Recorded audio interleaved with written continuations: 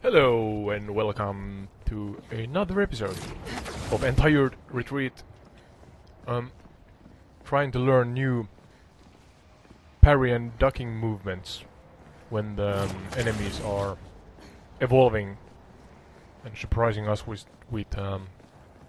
new moves. The Z.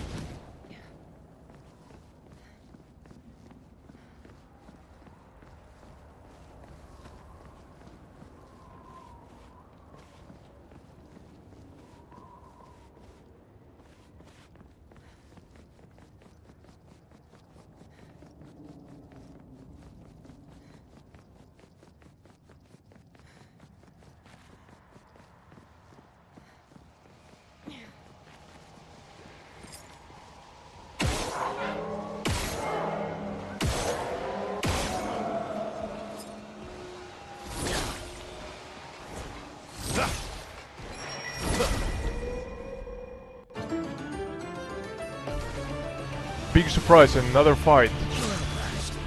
What's the name of these creatures?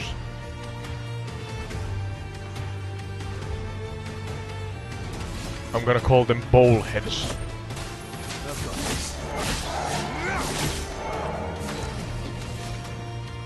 That's Kasari, and the other one is Bokhead. You understand? That was a good one. Only works in Finnish, but yeah.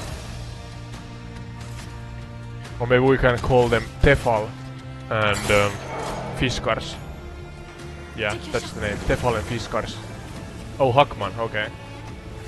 But which one was the other one? Tefal or Fiskars? So Hackman and Tefal. Or? Are we going with the... Oh, Hackman and Fiskars. Because it's Finnish, right? Yeah, Fiskars is a Finnish pot and pan maker. Is Hackman also?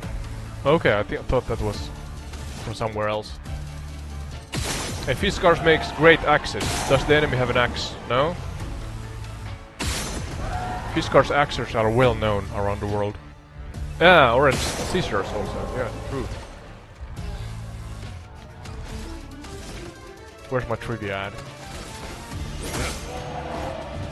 Trivia... dashboard, yeah. Or more precisely, that's bitty.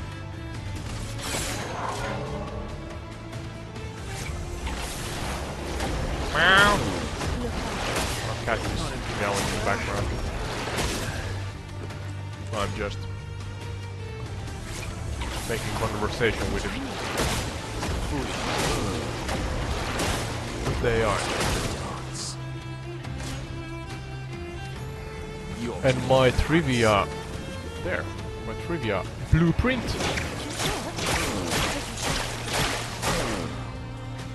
Stupid. Oh, that was difficult. That was easy. Remember, we had that button on the fridge. Okay. You remember the button, the positive button we had on the fridge. You pressed it and it said, that was easy. I guess this is not that easy. Benisur? I am butchering it, I'm sure. I want to start with a trivia related to pots and pans. Pots, kettles, and pans.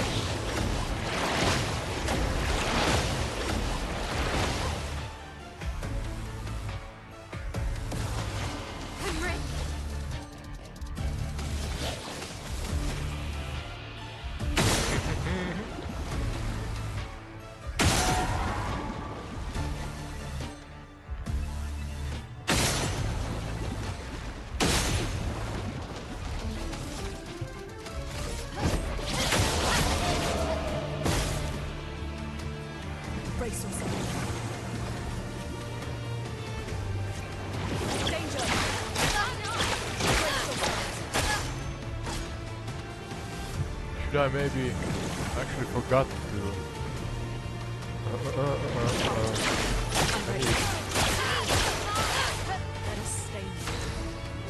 Clair, Obscur and Inscription.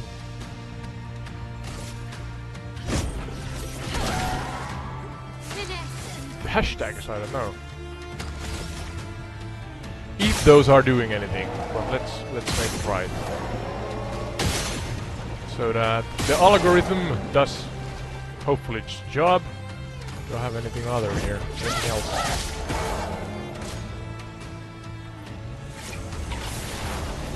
Let's try it. I'm just trying different. What's the word? Hashtags. The SEO of is it P9? Yeah. I think we are at part 9. On me.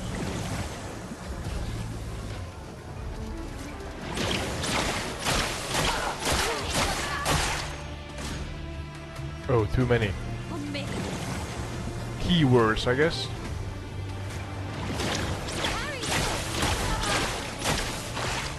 Not looking good.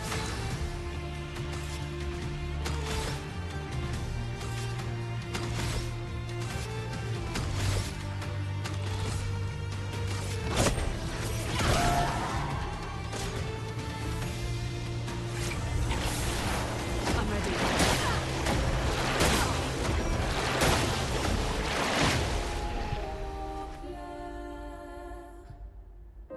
What's your official comments on this one? I need to change the old party pack, my better half said. She's not fond of the microphone, but maybe someday. Maybe if the chat shouts after her and demands her presence, maybe she dares to use the microphone, but I respect the fact that you just play with me here. I like it. And you're a lot better gamer than me, especially in this one. I'm good at, I don't know, FPS and driving games, and when I say that I realize that I'm an old fart when it comes to actual gaming community. The actual gaming community, so maybe I think that I'm better than I actually am, yeah. Bad English again. Should I make sure that my voice is actually coming through here? From the stream? Just the stream? Oh yeah, my beautiful musky voice.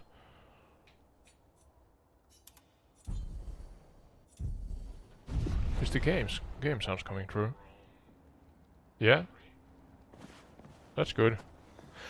That's good. It's good.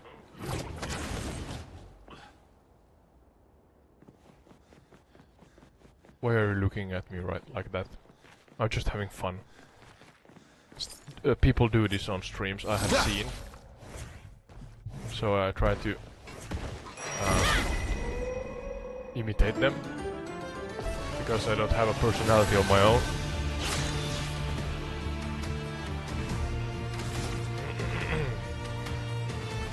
Oh yeah, trivia of pots and pans. That's because of what was the names? Hackman and Fiskars. Two pan makers, pot and pan makers in Finland. So yeah, that's on the left. That's Hackman. On the right, it's Fiskars.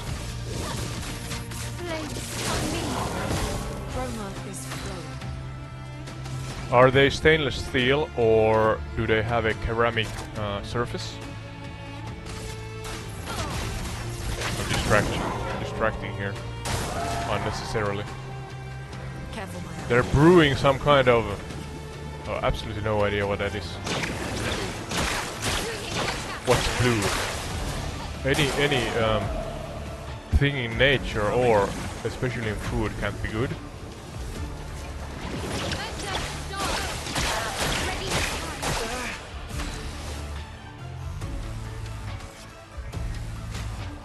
It's a clam seafood dish, I don't know, clams or something. Clam wok. That's the right phrase.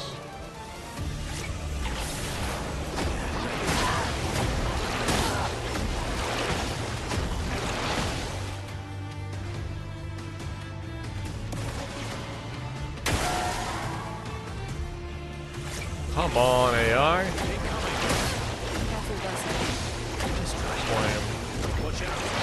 our internet struggling here. Why is it loading? Live through us.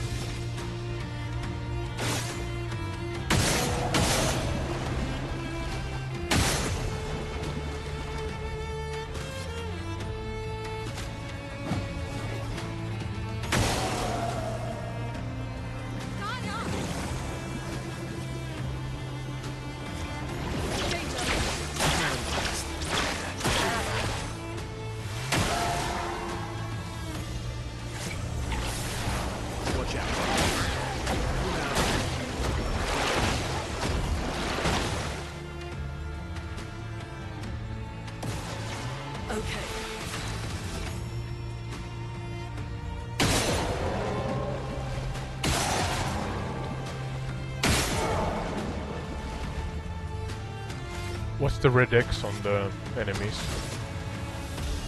That's something you have done, yeah? Mark them, yeah?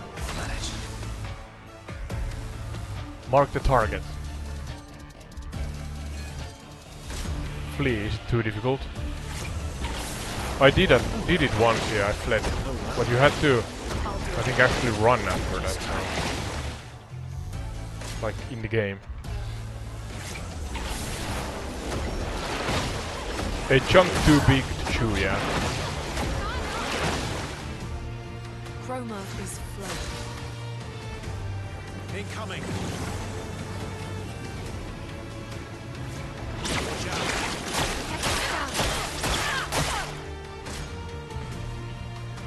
Ready to Try evade. again. Just open AI. Working?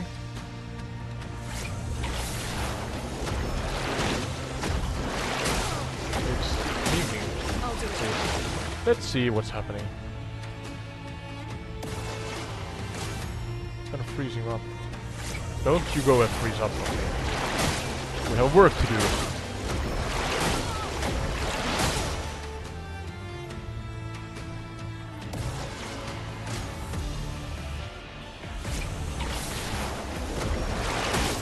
I'm ready.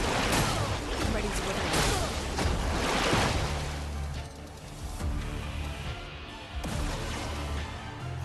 Now we're getting somewhere, maybe?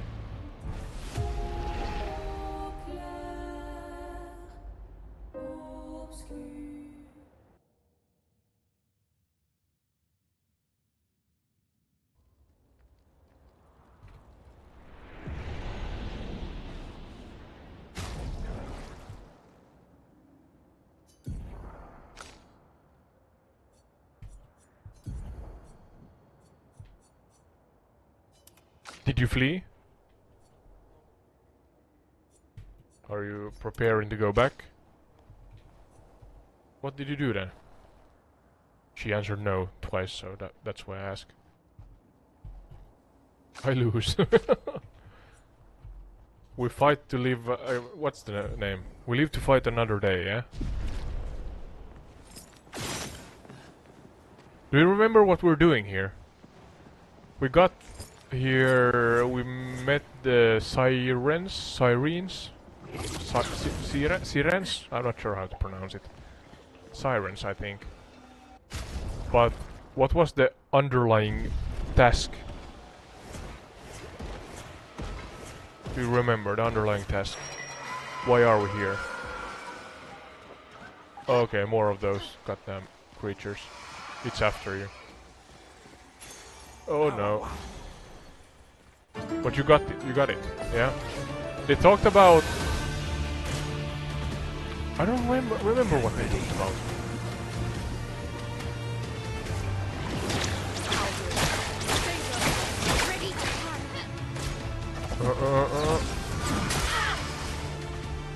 Ready to parry. Let's spill some ink. Romance flowing.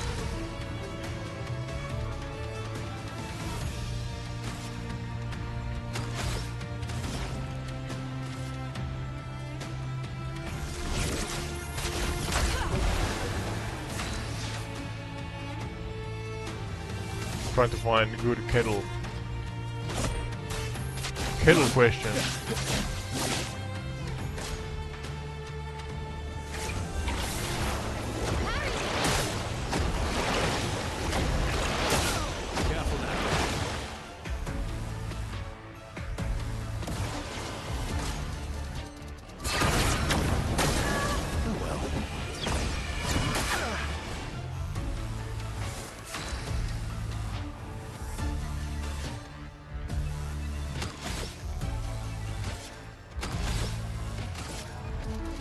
questions are not that good.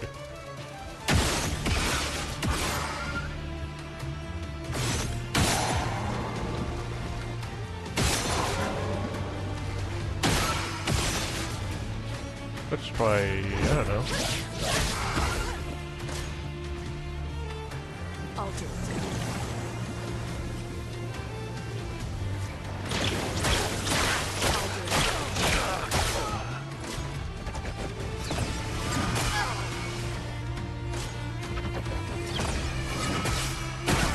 Oh, this one maybe is a good one. Forward.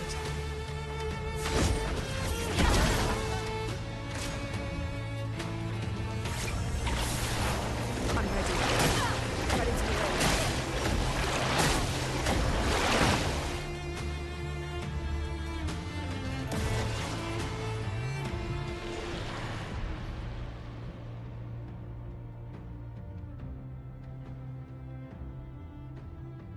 Send in reserve team.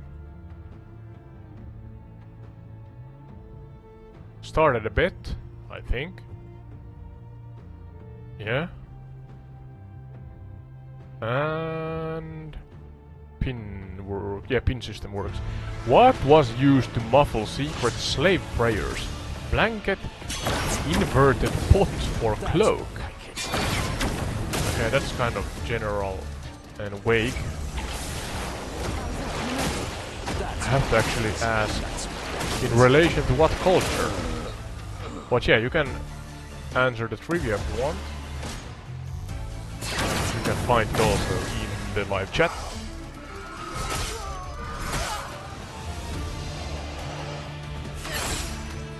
Where's my phone? Where's my phone? What's... Oh, that's a different fight. So there's the potheads. If that was then Tefal, right? No? Yeah, because it was Hackman and Fiskars was the duo. So that was Tefal. The third pothead. Or panhead. Now we just try to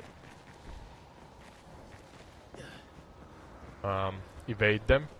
Try not to find more fights because they seem too strong. Oh, living on the edge. Wow, what happened to the light? Oh, you're going for it. Perfect. I applaud your I was about to say stubbornness, but your enthusiasm. Can't you just... Where's the... Or do you want... Is it so that you have to load the gradient chart before you can leave?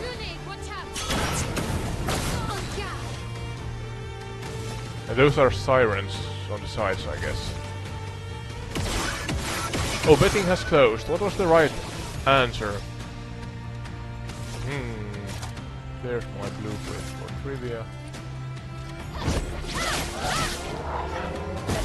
think it is... I find it, number 12.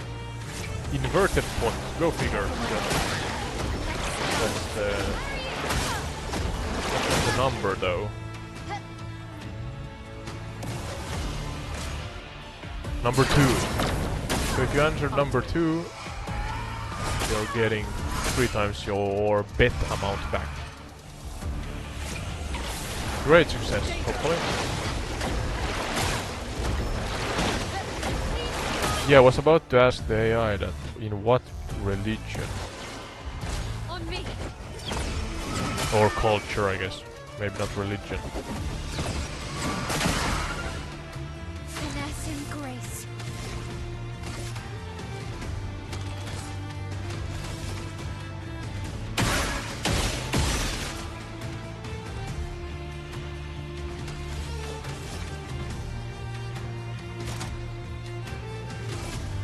Blades.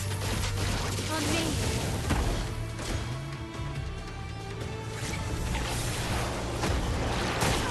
Let's do it.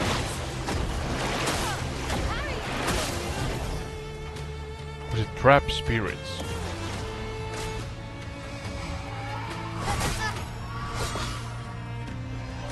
Let's dance.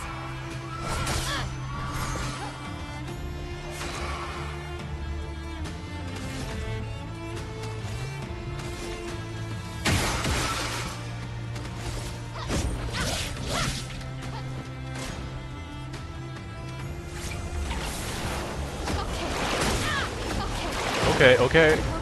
Brace for this, so... The practice of using inverted pots. So that's the subject we had in our trivia, yeah? Because, you know, the panheads, potheads here. That we gave nice names to. But yeah. The practice of using inverted pots, particularly glass bottles, to trap spirits is strongly associated with voodoo. Did you know that? I did not know that. Voodoo is an ethno-religion developed by enslaved African Americans in the southern United States. Drawing from various traditional African spiritualities. So, in this tradition, bottle trees are a prominent feature, often found in gardens. The idea is that mischievous or evil spirits, often nocturnal, are attracted to the shiny glass bottles, enter them and become trapped, then I guess inside them. When the sun rises, the trapped spirits are then destroyed by the sunlight. Okay, clever thinking, there's a logic behind it. Oh. You got this. And or you run away from this. Yeah, but are we in a situation where we must fight them? Seriously. I can try, but I'm appalling at the game, so. And this is easy mode. Maybe we can find another way, yeah. Yeah, destroyed by sunlight, so this practice has roots in West and Central African traditions, particularly from the Bakongo religion, which influenced hoodoo. While the concept of trapping spirits in containers can be found in various cultures, the specific application of inverted bottles on trees to trap and destroy spirits by sunlight, is a characteristic element of hoodoo. What's that? That's a mime. We had one of those in the beginning, yeah, of the game. It was not that difficult back then, but I'm not sure right now.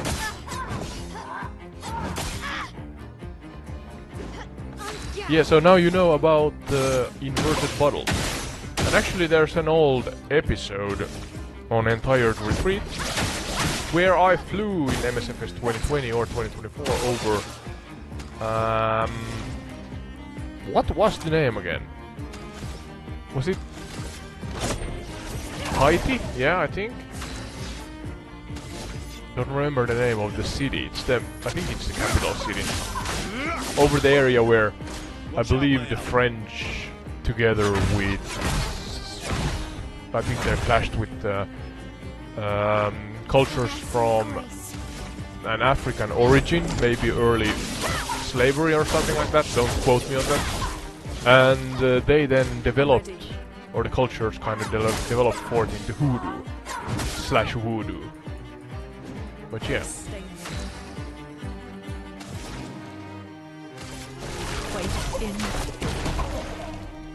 You're outmatched.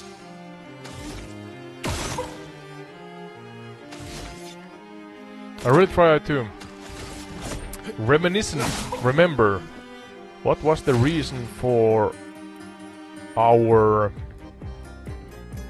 presence in this area.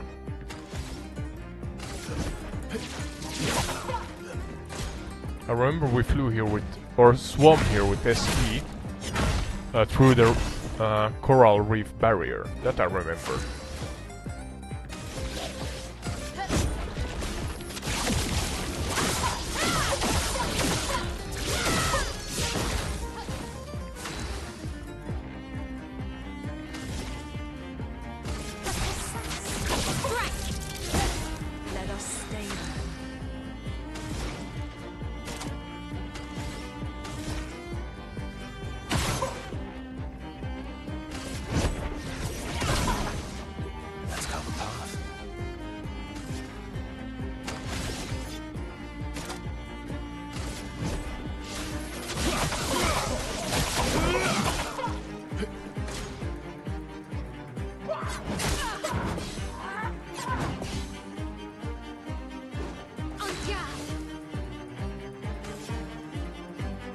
A trivial mimes.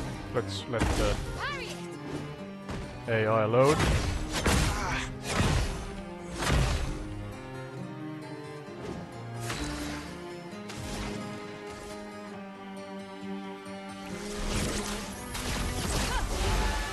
Let's carve a path.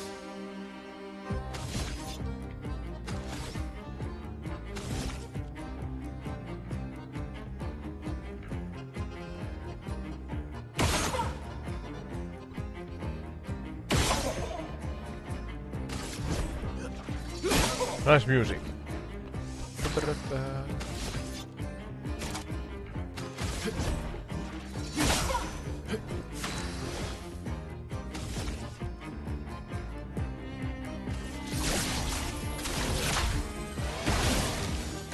Okay. Start bet. Let us stay now. Like so, you have 1 minute to answer. So, relating to mimes, ergo, or because the enemy or the opponent looks like that.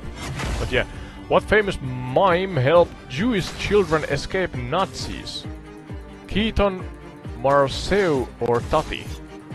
I would not know this. Don't know the story actually behind it, but let's hope the AI is not hallucinating and we're actually getting a real story behind this.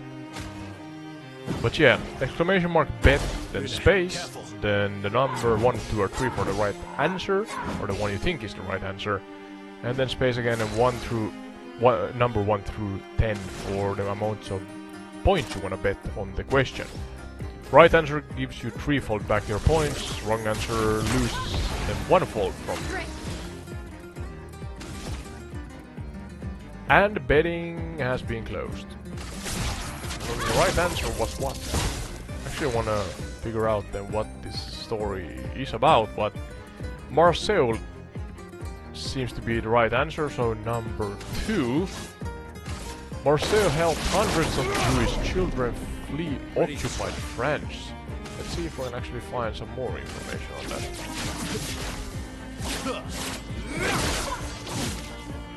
On me.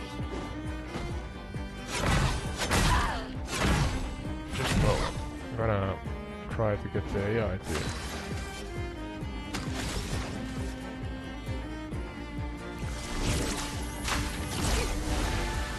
to... I'm ruthlessly using... Oh, what's ChatGPT, OpenAI, and then Gemini is quite good actually on an Android phone, to be honest.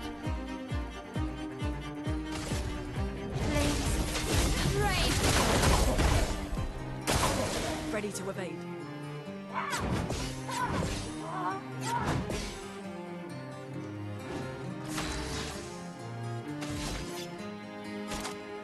Yeah, this is the one, yeah. It's a long summary, so let's see how much I'm gonna include, but...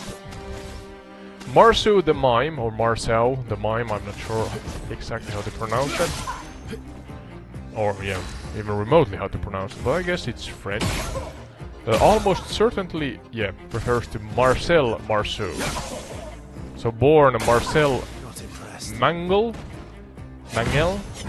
in 1923, and he has died.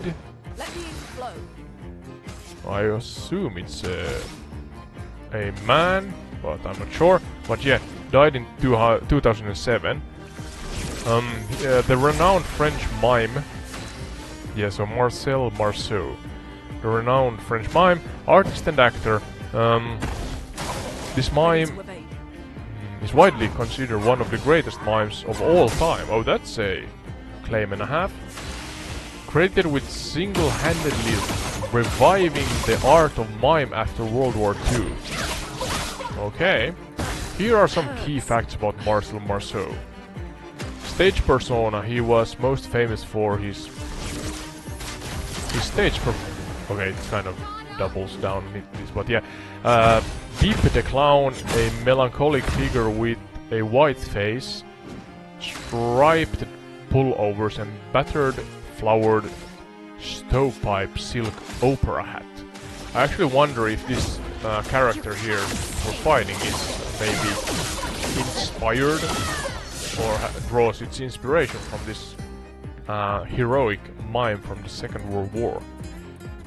But yeah, Art of Silence. Marceau referred to mime as the art of silence, believing it to be the universal language that could express the full range of human emotions. Career. He performed professionally worldwide over 60 years. That's a long career, yeah? Captivating audiences with his eloquent, deceptively simple, and balletic movements. Ready to parry. He also found his own school. Sorry? The École Internationale de Mimodrame de Paris. It was quite good, even though I say it myself. In 1978. World War II heroism. So here's maybe the part that we kind of segued from when we had the trivia earlier. But lesser known to many is his courageous work during World War II. Born into a Jewish family, he changed his surname from Mangel to Marcel, that we covered earlier, to a part at least, to hide his identity and join the French resistance. He used his mime skills to help save hundreds of Jewish children, keeping them quiet and calm while leading them to safety across the border into Switzerland. His father, sadly, died in Auschwitz. Influence.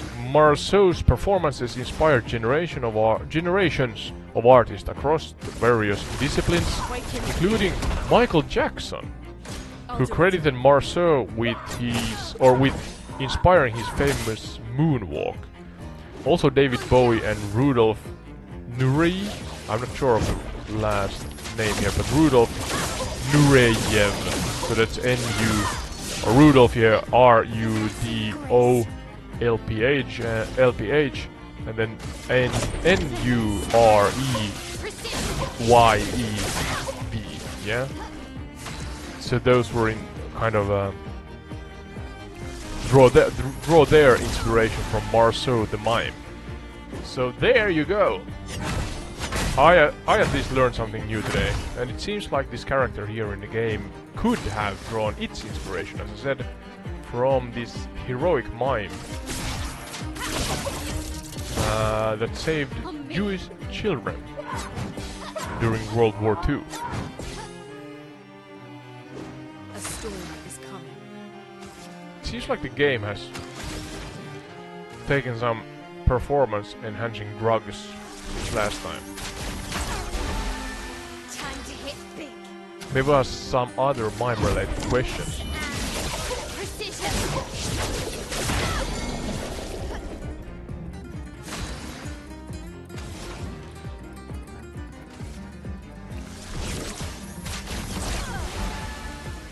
Ready to evade.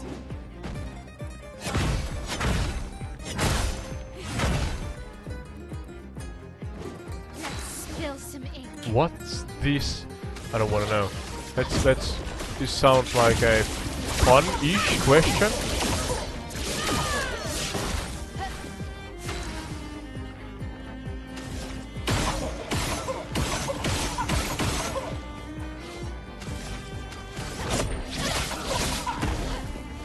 Ready to evade.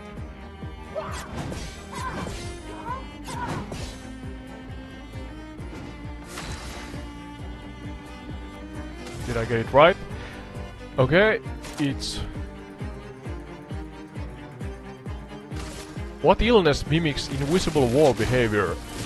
Catatonia, narcolepsy or tinnitus? Let's spill some ink.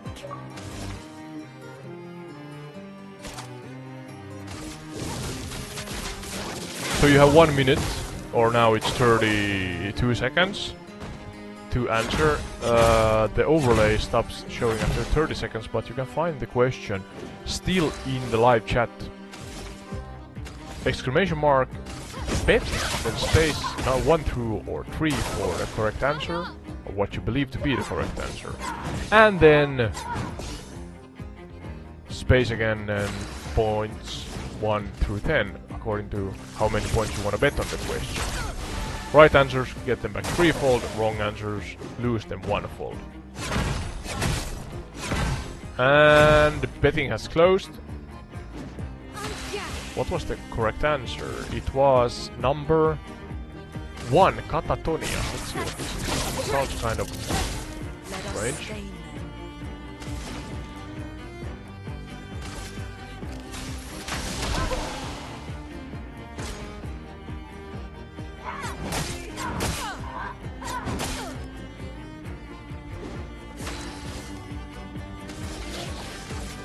Some catatonic patients freeze or mine invincible boundaries, so it's medically airy according to the short description of the AI here. Not looking good. Okay, this is airy to say the least, but yeah, catatonia is a complex neuropsychiatric syndrome characterized by abnormal movements, behavior and withdrawal. Ooh, alright. The dance begins. Associated with underlying mental health conditions and stuff like that. And it seems that Chroma's flowing. you behave mime-like in your mannerism in general, it seems. Yeah, I'm not gonna go into too much, you know, symptom descriptions because that's maybe slightly rough, Ready to parry. but we learned something new today again, yeah. What's this? Overflowing with energy.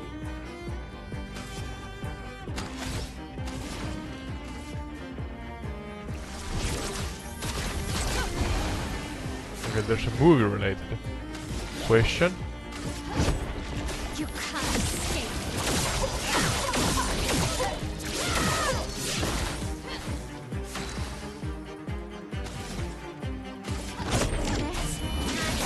Precision. Lune, watch out.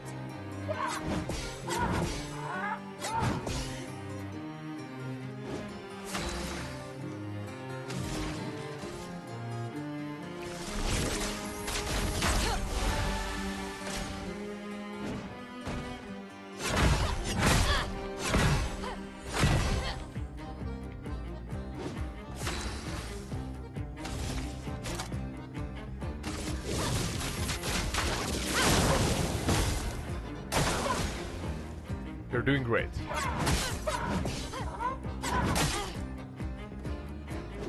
Let us stain them.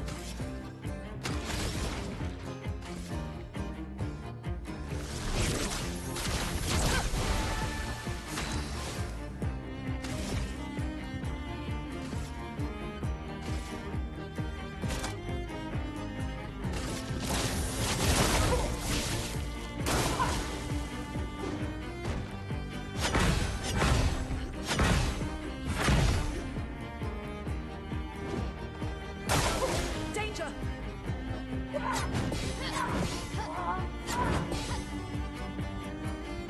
Overflowing with energy.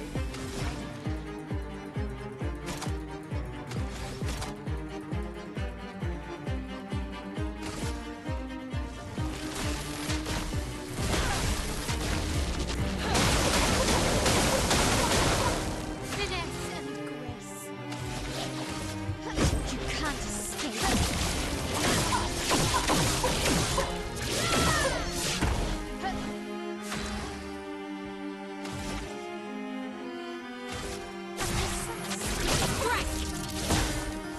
Careful, Mael.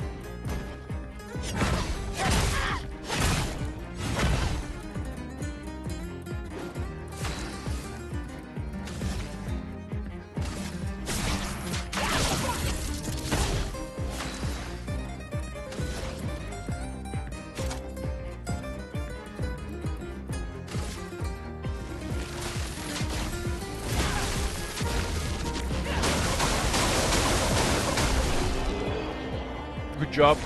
High five. 17 minutes. It was a difficult mime.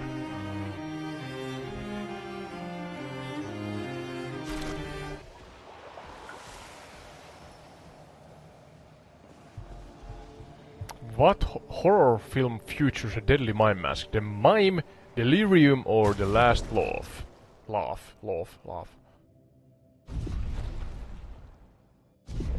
Why isn't the chat registering it? Do we have a bug? Sometimes it takes its sweet time.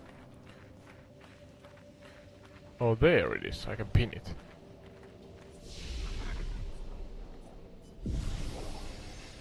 So that you have it on your screen. You have 20 seconds, so yeah. Chop chop!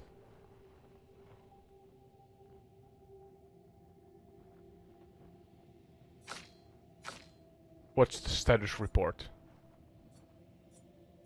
You kicked some mime butt.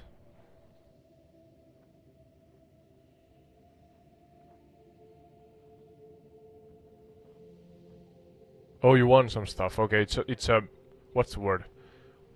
A mini boss, or the like, yeah.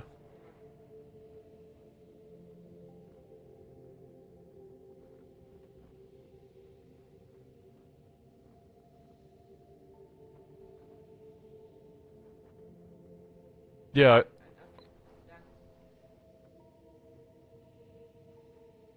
Okay, so yeah. Okay, the damage values were dynamic, I guess. They changed during the battle, yeah? How much you damaged it at different points in the battle. No, okay.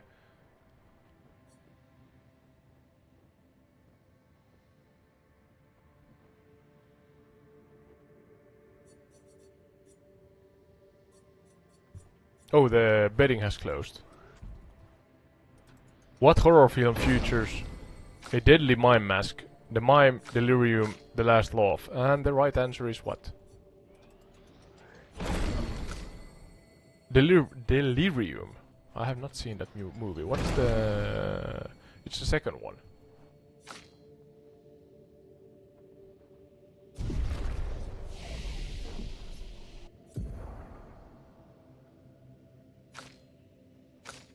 Where's the explanation? I'm not gonna spoil the film, of course.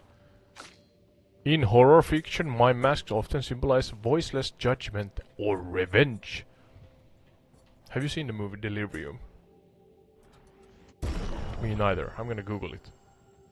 Maybe we should actually try to see it, because we do like a good horror film, but it's difficult to find those.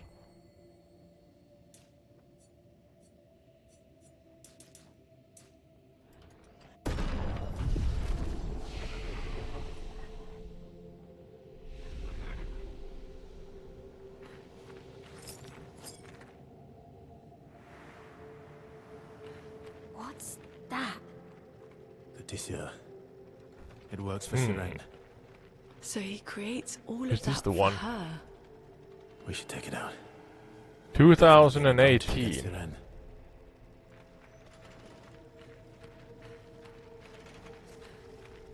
Oh, Topper Grace from 70 Show.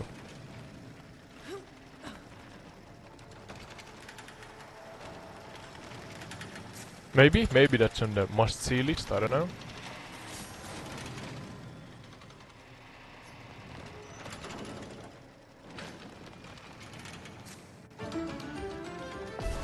What's that? Fissure. Okay, that's a strange looking thing. That's a big boss, right? Careful, Verso. The health bar is so wide.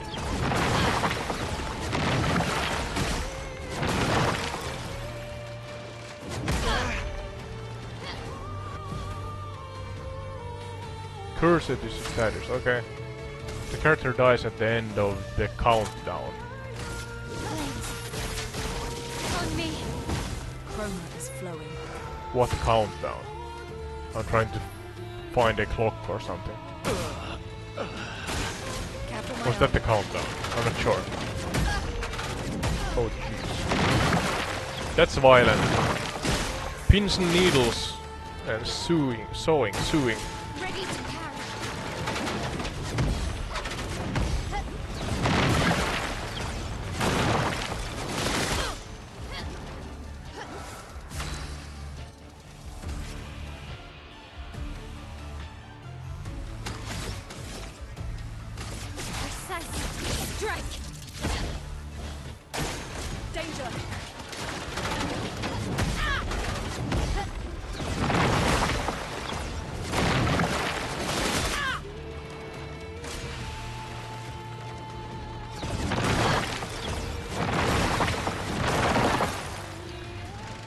Yeah, again, a plethora of new attacks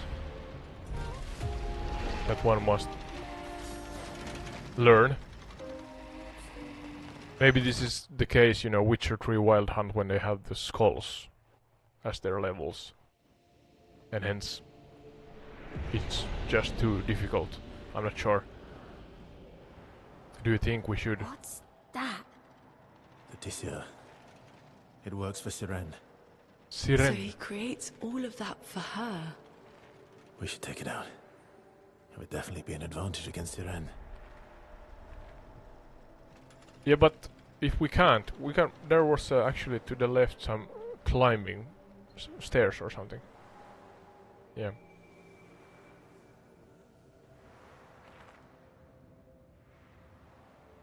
I'm still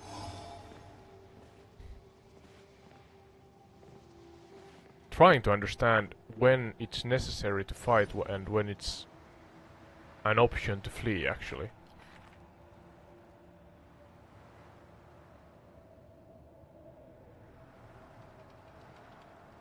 Because this is my only gripe. It's, of course, if you like these kind of games, then there's no problem. You like fighting. But my only... Oh, that's a sinkhole or something. Yeah, my only gripe is that it takes a good chunk of time when there's a lot of fights going on. Parts of, or partially that's because I'm bad at playing the game, but... Ooh, look at that. But when the fights are on average maybe 15 to 20 minutes long, can we get past them? Sometimes you just want to go forth in the story for a little while.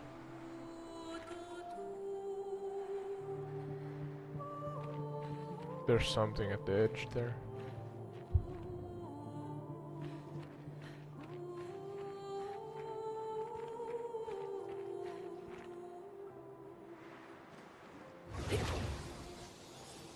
And there's a creature.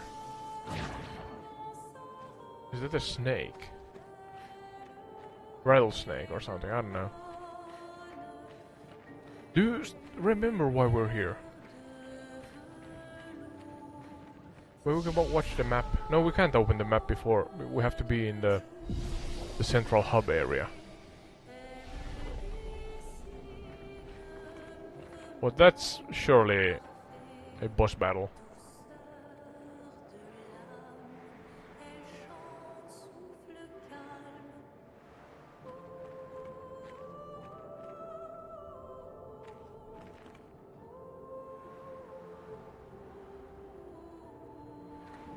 Parkour.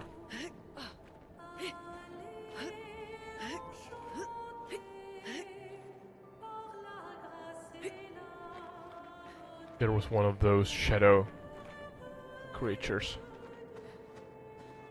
Where are we going now? What's that? Oh, that's one of those light rods, I don't know. Light poles.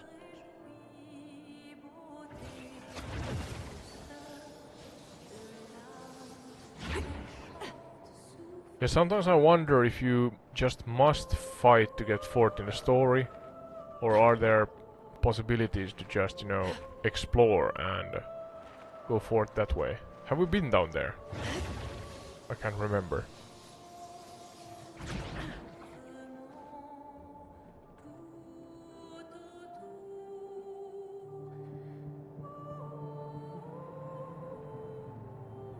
Oh, Painter's Heart, yeah. That was the one, yeah.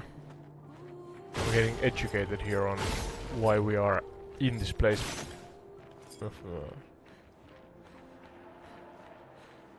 Yeah, the mansion disappeared when we fought Renault. There's one of those copper balls. Or spheres. Yeah, we fought Renault and then... that was a really tough fight. In part 8 of the series. Part 8 actually started with fighting Renault. And some of the story were uncovered. Verso is Renault's son.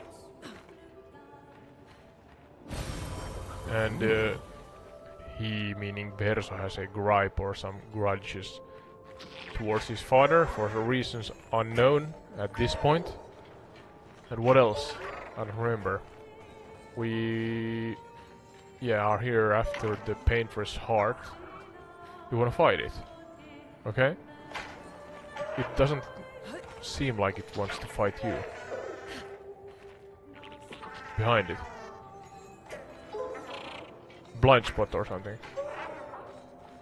Oh yeah, the nest or whatever it is. No, it's inside, yeah. But it sounds so sad when you shoot it. It's a cute ball of or sphere of something, I don't know what.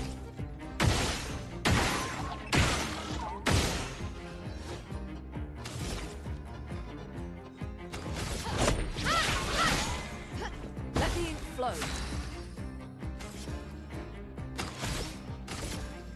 Hey, Petanque. It's like the game, right? The game that we play also here in Finland, where you try to roll or throw a series of larger balls. I think they're usually alloy or metal of some sort. An alloy or metal, yeah, and you try to roll them or throw them as close to a smaller ball that is pre-thrown into a field or something in front of you. So I think that's Petanque. There's actually balls everywhere there, so I think that's kind of the connection. Did not know that's a French word to begin with, but I guess it makes sense.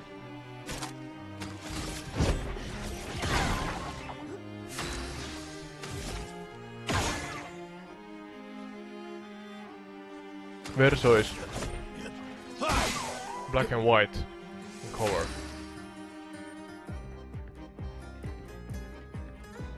It was something with inversion or inverte.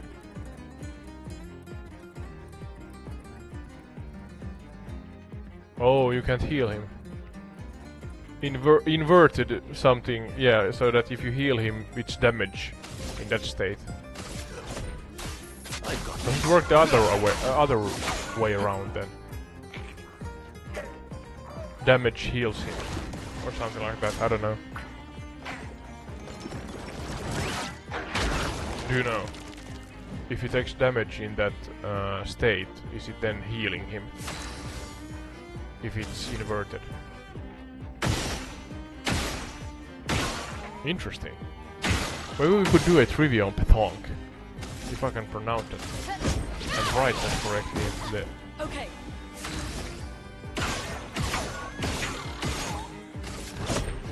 How do you spell it? Maybe like so? I'll do it. If you're new here, welcome. We're doing trivia that is inspired by the games here, and I just realized that the name Petanque, I think, relates to the game Petanque. So now I'm inspired by it. Let's try a trivia relating to that. See what we cook up. You can take part in trivia by using your loyalty points that you earn and gain just by watching the streams. I have it set so that every 5 minutes you gain 5 loyalty points, aka entire dough, and you can use that to play the games here, trivia games. And to buy perks after a while, of course. If you answer right, you get them threefold back, the points, and if you answer wrong, you lose them onefold. Did you win? Yeah, the last one is also, I think, flee, yeah. Interesting. Let's see if I can find a nice trivia question. Well, this is an easy one, I think.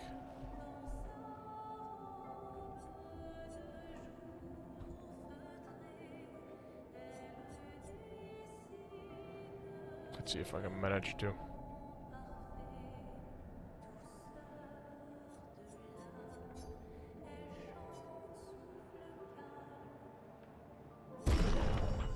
Start bet. So now you can see it on the screen also. It's 30 seconds or so on the screen, but it's a 1 minute long question. I'm waiting. Exclamation mark bet, then space, and the number 1, 2, or 3 that the U, according to you, is the right answer, and then space again, and points 1 through 10 symbolize how many points you want to bet on the question. But yeah, this is simply what we do here. Learn as we go. Sometimes we fly around the world, sometimes we play story-driven games. Now we're on a Clair Obscur playthrough. This is an obscure game, pun intended. You learn a little at the time and fight a lot. That's a big chunk of the game. It's fun, it's done really great, but still, betting has been closed.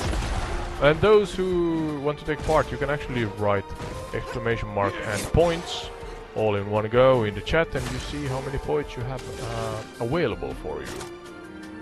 But the right answer for this trivia question, the question being what country invented the pétanque, France, Spain or Belgium, it's number 1 France.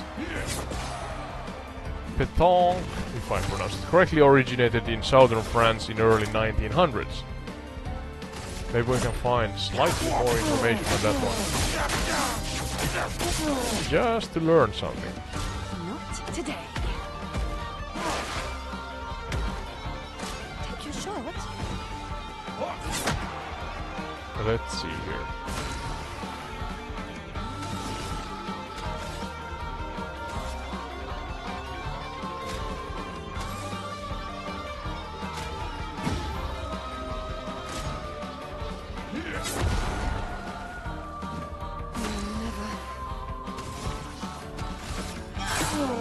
Take your shot.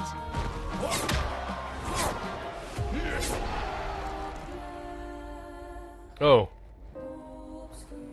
Clair Obscur. Pétanque, pronounced pétanque. P with an H in end, so it's area, I guess. Breathing. Pétanque is a popular precision sport that originated in France. It's a member of the bowl sports family. Bowls, which also includes bocce with 2 C's, raffa with 2 F's, and lawn bowls. The game is known for its accessibility and can be enjoyed by people of all ages and skill levels. That's true, I have played it here in Finland many times.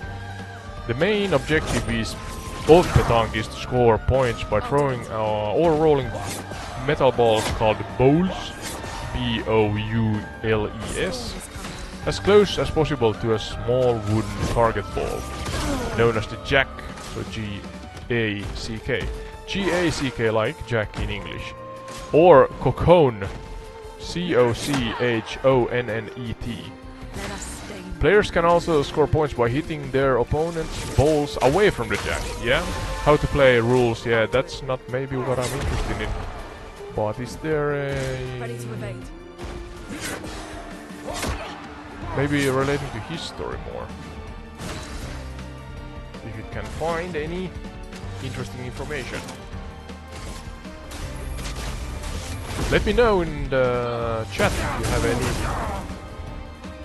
subject or topic structures that you would be interested in playing here. Trivia games, I mean. Here, the history of pétanque, while relatively recent in the current form, is rooted in a long tradition of bowls. Yeah, we covered that. Ancient origins of bowl sports.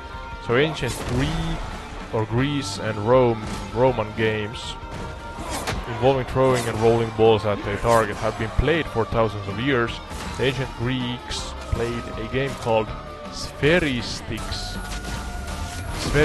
S-P-H-E-R-E-S-T-I-C-S, yeah. Spheristics. And the Roman adopted and modified it.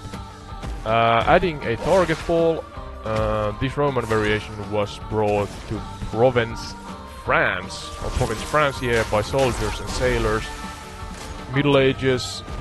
After the fall of Rome, the game continued to be played, evolving stone balls to wooden ones. It was known simply as bowls. Yeah, it spread through Europe, so this is, I guess, the origin of pétanque then. 19th century modern France, bowls game remained very popular. And I guess it's a recent game, but it's really in its rudimentary and original form. As of right now also.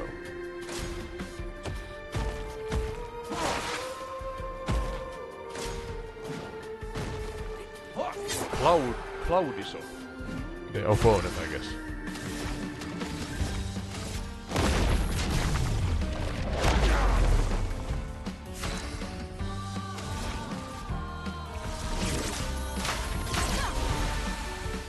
Ready to evade.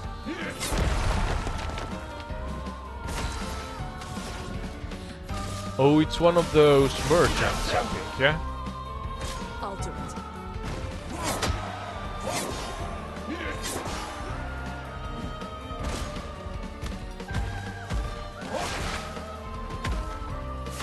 Let me know if you have any, as I said, any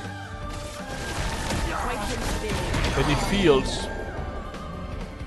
subject fields that interest you. It has to be something that you draw out from the game. You know, inspiration from what you see and experience here. I mean, in this case it could be even boxing, for example, because or the thing is flinging its fists. Or maybe, I don't know, what can we see here? Ready to evade. Leaves on the ground? Or whatever it has on its back. A barrel, I think. Simple, but hopefully intriguing to you watching the live streams. Ready to evade. Let us stay there. The game's changed but the trivia stage, right? That's, I guess, the gist of it.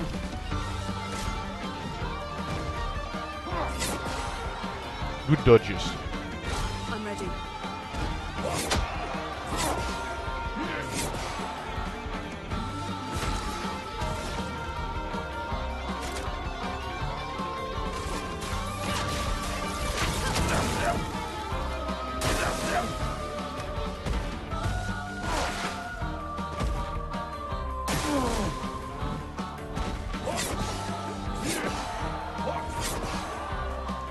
Triple dodge, that was good.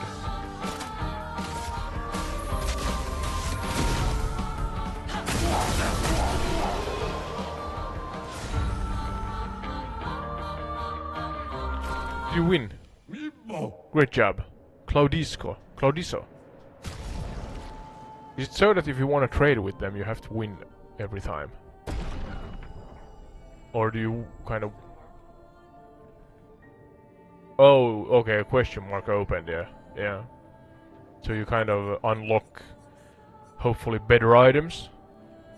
Shantenum, that's a weapon, it seems. Level 13. What's our level again? 20 something. But maybe the weapon levels are not kind of directly corresponding to the character levels. I don't think. So that you have to have a weapon that is also 25 in its levels. Maybe?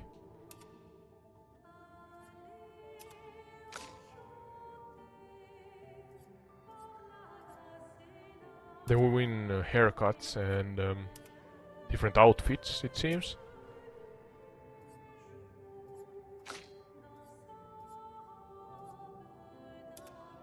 No, that's a wild hairstyle. As is that. I guess that's kind of inspired by the gestuals. Yeah, Siren. Yeah, it says it on the left lower part. Gestural and Siren and... Or Siren.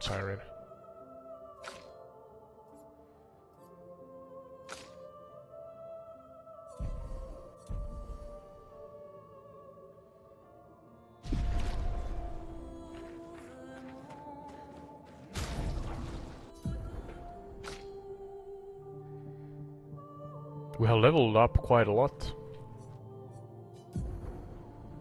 But still the game takes its sweet time in kind of sharing further story, yeah. Rippe. No, it's Frank, sorry. Wrong cat, but don't go there, please. Please don't, no, please don't go there. You get tangled in the cables and... yeah, then you're sad. So yeah, stay there. Yeah, our cat is hinting at trying to jump up on the table or something.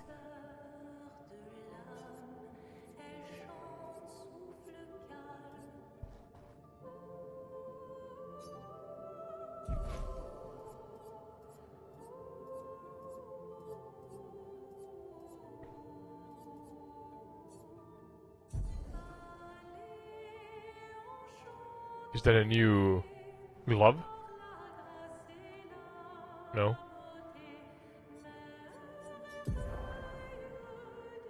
Weapon. She has the biggest weapon, I think.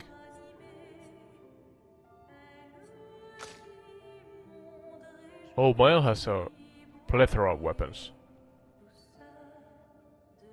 Yeah, and there's the levels. Glaceso. That's an axe versus a scythe and a dagger, I guess.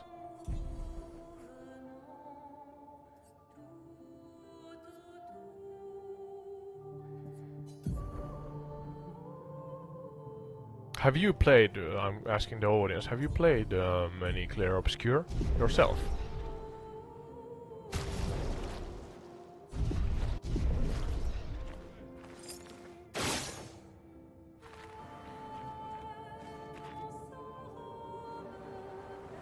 But are we still trying to find the painter's heart, yeah? Something, because Verso was kind of... I'm not sure if the painter's heart is in the manor, because he was sad when we kind of triumphed over Renault, yeah? But then the manor disappeared and he was like... maybe, he said, put on! Merde, I don't know. That's everything I know in French. Sorry for swearing, I guess that's swearing. That was because the manor disappeared and we have... oh, there's the big creature. We did not get to the painter's alleged heart. That allegedly again should be inside the manor.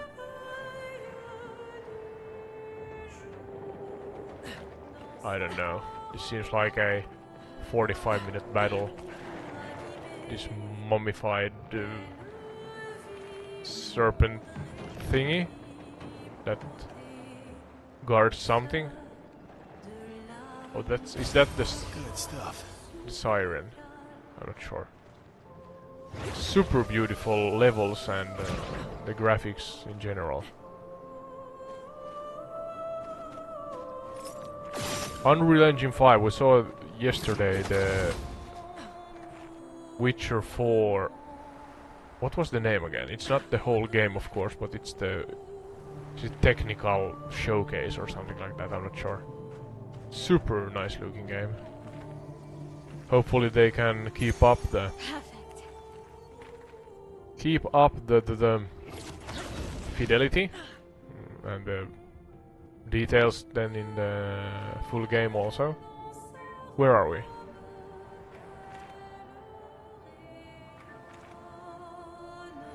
We're here again, yeah. We traveled around, yeah. Can we find somewhere, you know, a hint that what's the main purpose here? Oh, that's a long way up.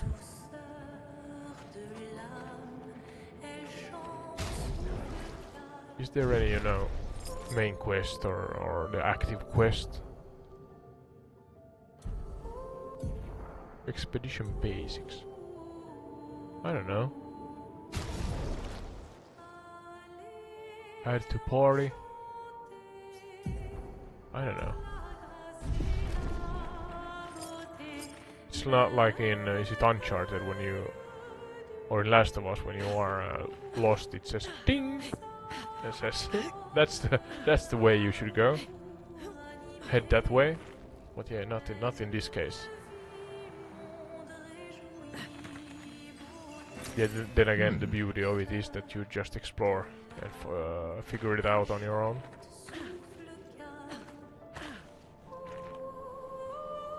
Whoa, there's a trio of bad intentions. Oh! That's the... I don't know what to call that one on the left.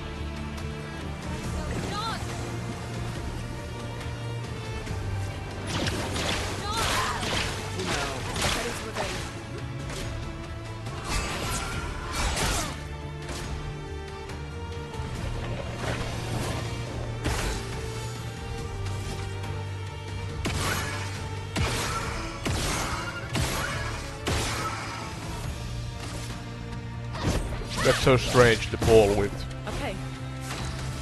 I don't know, it looks like, you know, beehives or something like that.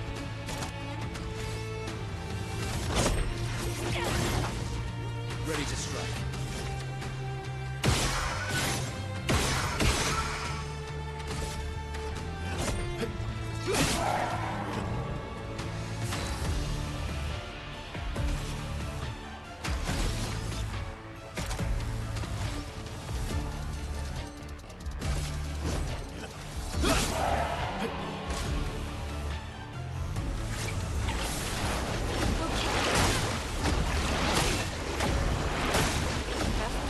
Shooting clam soup on us. Not impressed. Choral.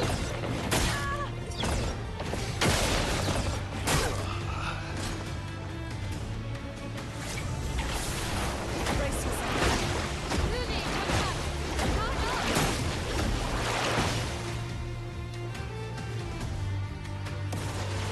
Count up!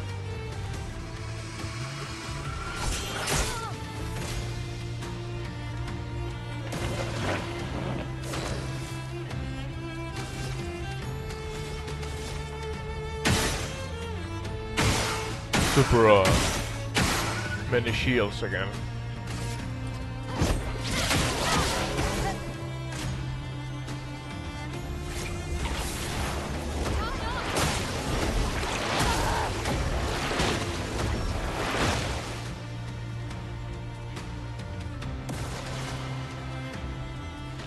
I think so, yeah.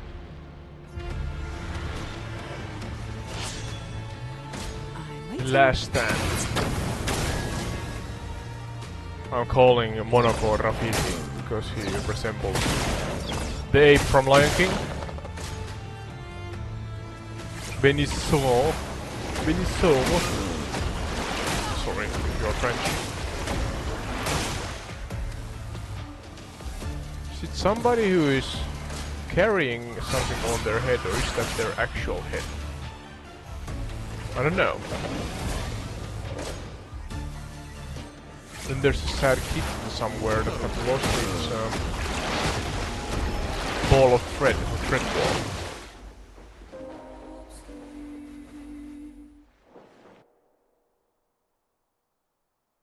I don't know what to say. The game fights back.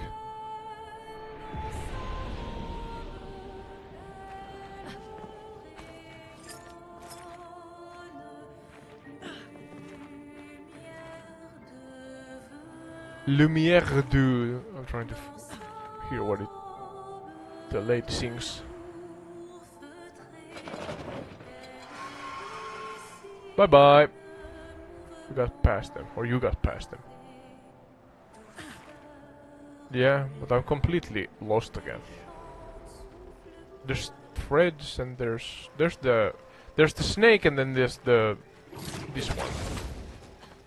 Is it so? And Verso said that we should fight this. So maybe it's just, you know, another boss battle. Sometimes it's slightly repetitive, I think. Do you think? Slightly repetitive. When you have to fight bosses and opponents all the time. Oh, one of those... What's the word? I don't know. It's kind of a... loot? An advantage.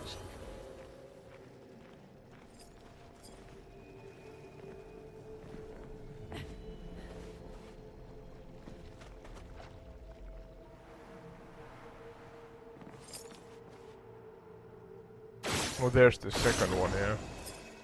The first one, yeah. They're up there. There's one in front of us.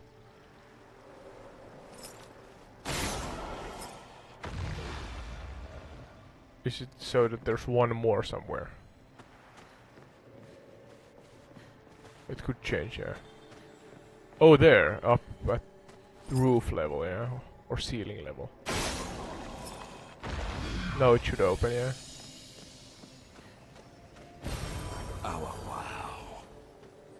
Oh, wow. Okay. That's something important, I guess.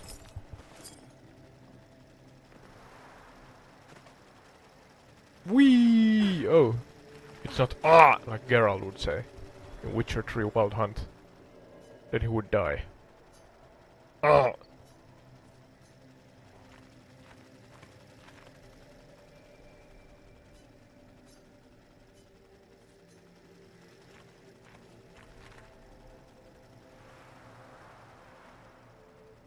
Is it kind of upgrading our levels as we speak when you find these? Okay. Can you... yeah. Can we get to the camp here or something like that and level up before we go and fight this... not the snake, but the sewer? No, not... that's... sower? Sower? Do you say it? What do we need? The flag. Yeah. I would so like to have you also speaking in the microphone. Maybe someday.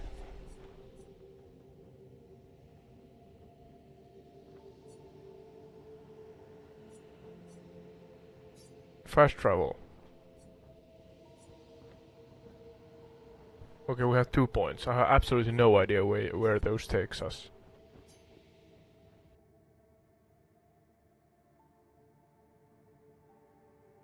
Wouldn't it be nice to just, you know, speak rally English to a live audience?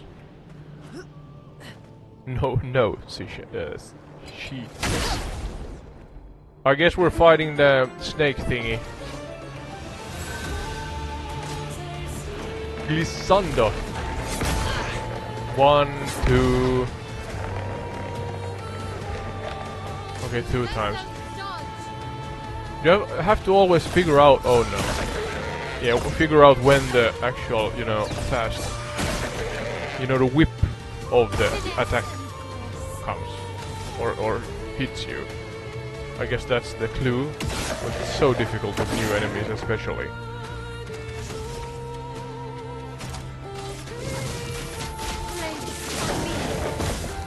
That was a good one, I think.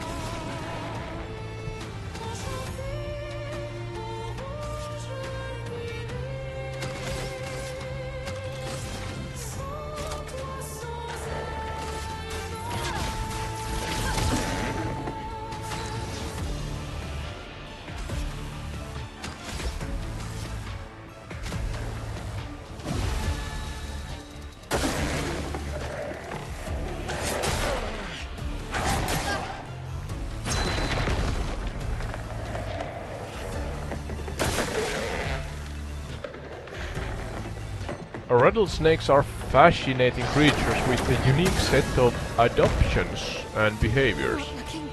Here's some fun facts about them, because that seems like a rattlesnake. The famous rattle, not an age indicator. The length of a rattlesnake's rattle does not tell you how old the snake is. They they gain a new segment each time they shed their skin, which can happen before... No, it can happen more than once a season depending on their growth rate, okay? Babies are silent at first. I guess the rattle is not audible. Made of keratin. The rattle is made of... Rattle or rattler is made of keratin. The same protein found in your fingernails and hair. Did you know that? I did not. Oh, that was fast. Where should we go? We're getting our behinds handed to us on a silver plate sideways with a seasoning of salt. We can try again, yeah. A warning, not an attack signal. Signal, goddammit. English. Oh, English.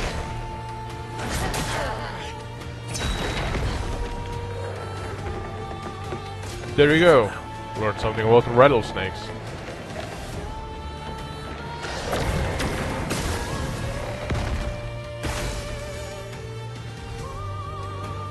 Oh, there's... Yeah, you saw the ball. Lit up ball sphere thingy. Okay. The thing is that you can win over any enemy in this game, I think, or most of them, just by knowing when to duck and not getting hit. But that demands immense precision, and especially when new enemies emerge, like this one, and then once the sirens or whatever these are that are flying here. Don't quote me on the actual name of those, but yeah, the ladies that flew here also. You have to learn all the new attacks, and then it gets really, really frustrating really fast.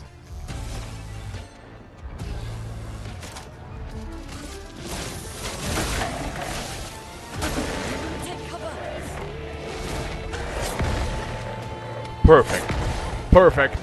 No pressure. You did great.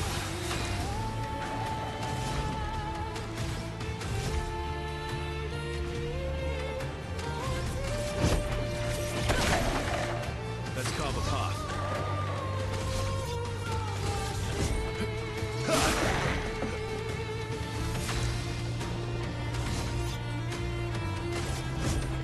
Is the snake thingy weakened by any forces or element? Fire, okay. So fire is the weapon of choice. No, it's spitting something. Is that a skull? I don't know what that is. It kind of reminds me of the Careful, Verso. bone beehive looking thingies on the sphere.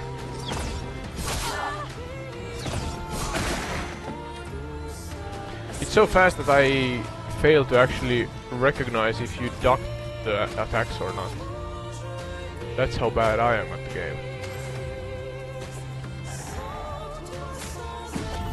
The expedition's not over.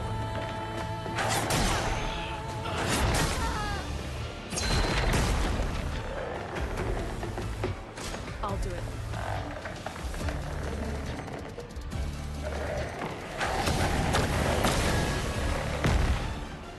I'll do it.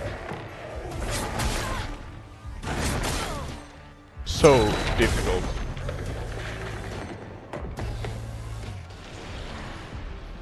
Is it frozen or something? Charmed, yeah, okay, you're under its spell or something, yeah. Well, that's not nice. How do you win over something like that? Those you Oh, really? managed to duck here. One. Was that a duck? Yeah, that's... Okay, good.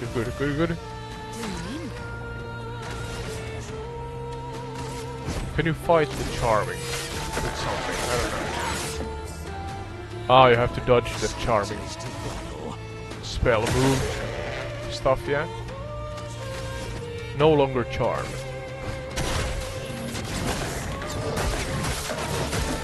Monaco goes wild. It's locked on you.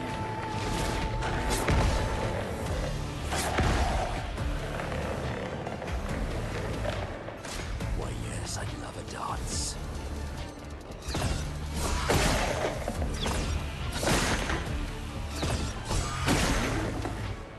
So far they are predictable, but some to a degree, yeah. But I'm sure it's gonna come up with something new again.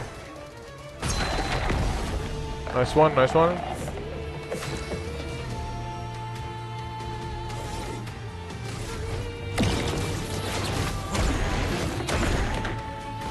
bit of violence, yes.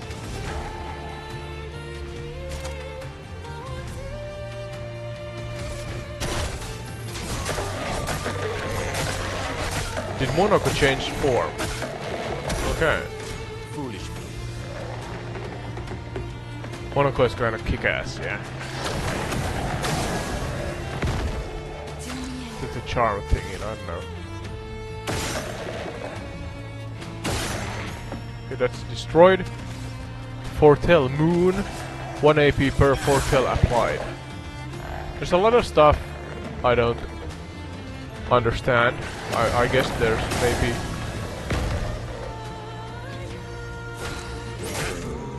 Shiny.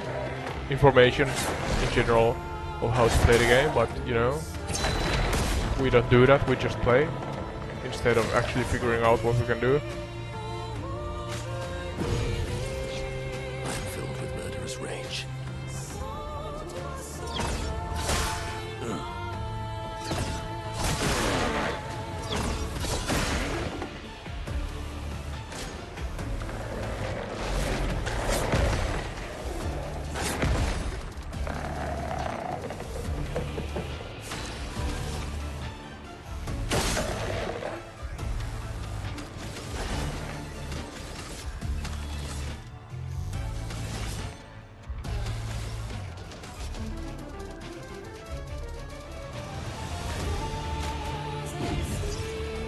It's up.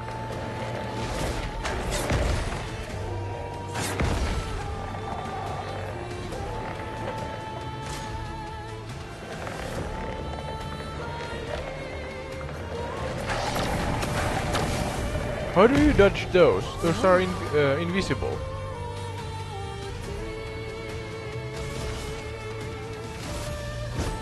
Maybe that's smart. The bitter dregs.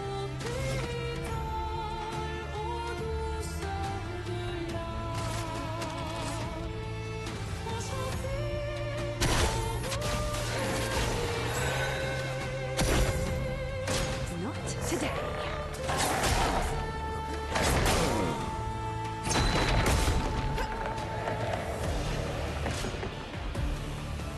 Halfway there, more or less.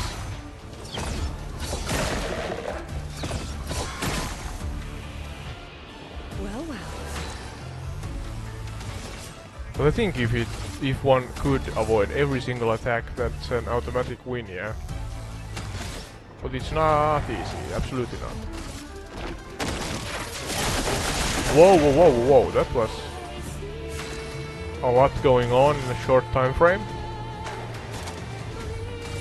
Take this. Not today. She's kind of good. This is the strange attack again. Charm.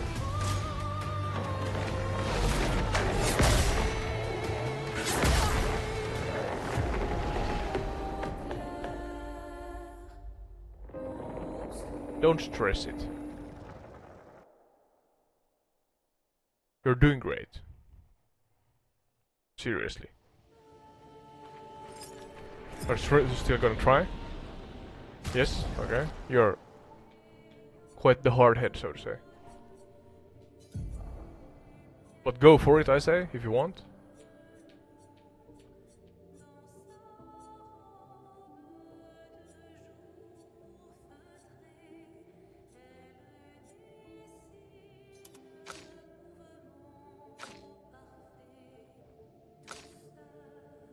Pizarro wants some love.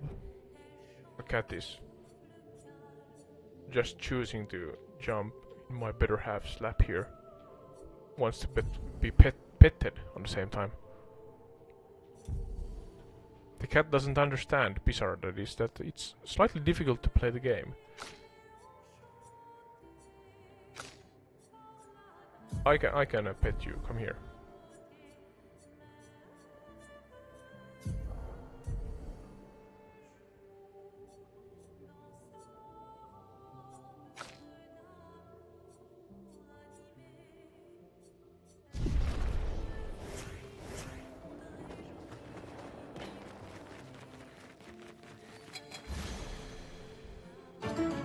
Is this the third time? It took three times to win over Renault.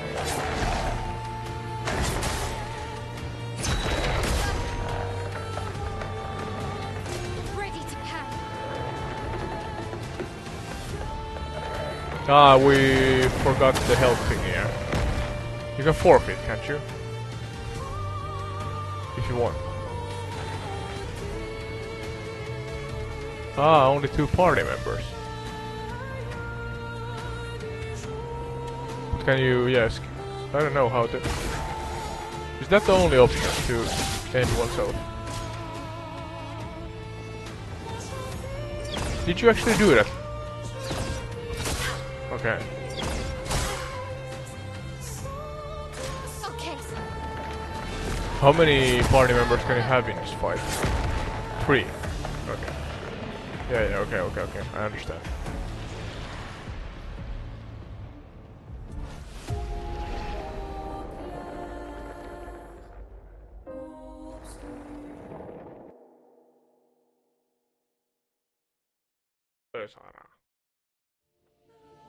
Pisara just wants some. A petting, what's the word? I think it's petting, yeah. Yeah.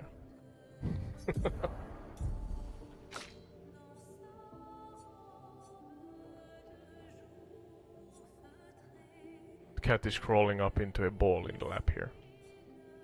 Just enjoying life, yeah. That's the way to go, yeah.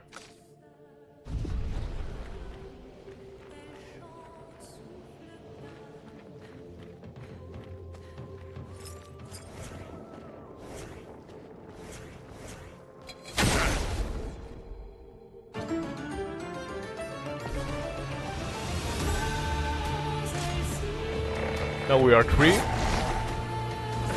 I always forget the name of the one in the middle here, but it's Loon to the left and Monaco to the right, yeah? Was it Seal? Maybe?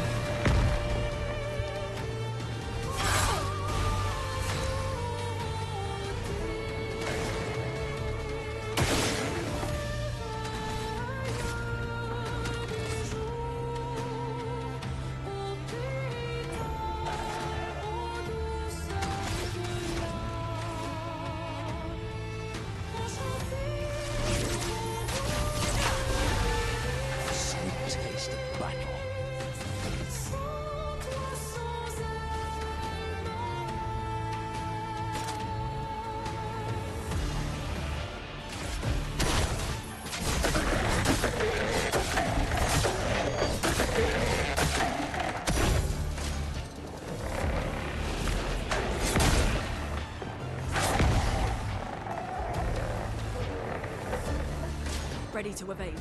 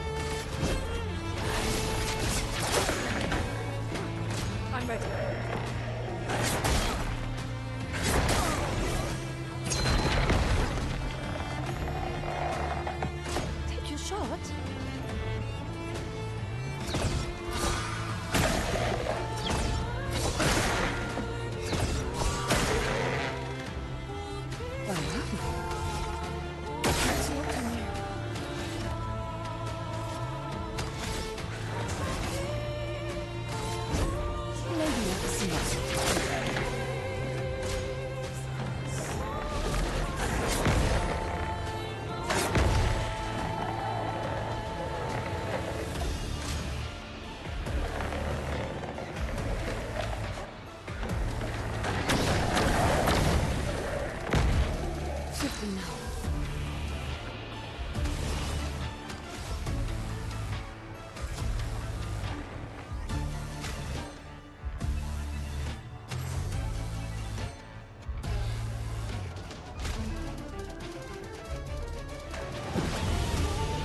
Time for revenge.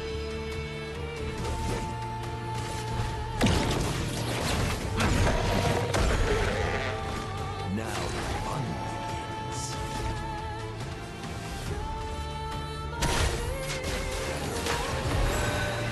Antichrist.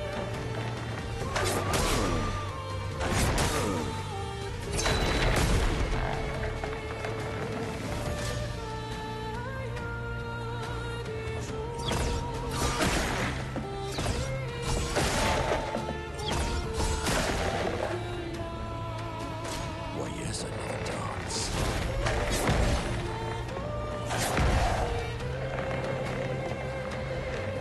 Getting spicy.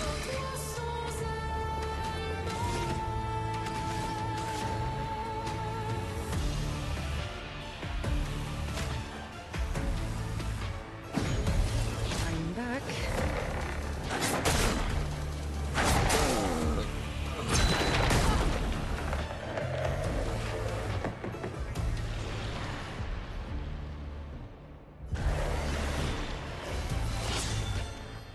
Amazing. Absolutely, let's slide into the world of rattlesnakes. Slow, deliberate, and dangerous in all facets. So picture this. You're walking through dry brush in the American Southwest. The air's still sun blazing. Suddenly you hear it. Chick, chick, chick, chick, chick, like a maraca laughing. That's no percussion instrument. That's your warning from Crotalus, the rattlesnake genus. Now, these snakes are pit biters, meaning they've got special heat-sensing organs, pit organs, between their eyes and nostrils. It's like having built-in infrared goggles. They don't see heat. They feel it radiating from prey like a sixth sense. Rodent body heat practically paints a target for them, even at night. The rattle itself is a dead giveaway. It's not made of pebbles or seeds. It's actually hollow keratin segments, like fingernails, that click together when shaken. One new segment gets added every time they shed, though they can break off. So no, you can't count rings to tell their age. They don't want to bite. Biting costs venom, and venom is metabolically expensive to make. If a rattlesnake could write a passive-aggressive note, it would. Dear human, please leave me alone. Sincerely not your lunch, but when they do bite, it's hemotoxic. That means the venom destroys tissue and messes with your blood's ability to clot. Painful, potentially deadly, but rarely fatal with treatment. Anti-venom exists, but it's expensive, thousands of euros per dose, and allergic reactions to the treatment aren't uncommon. Now here's the twist. Despite the fearsome rep, rattlesnakes are vital pest controllers. No snakes? Think plague of mice. Seriously, want to go deeper? We can touch on historical encounters, rattlesnake religious symbolism, early medical studies, or even strange Cold War era ideas of weaponizing snake venom. What direction should we coil into next?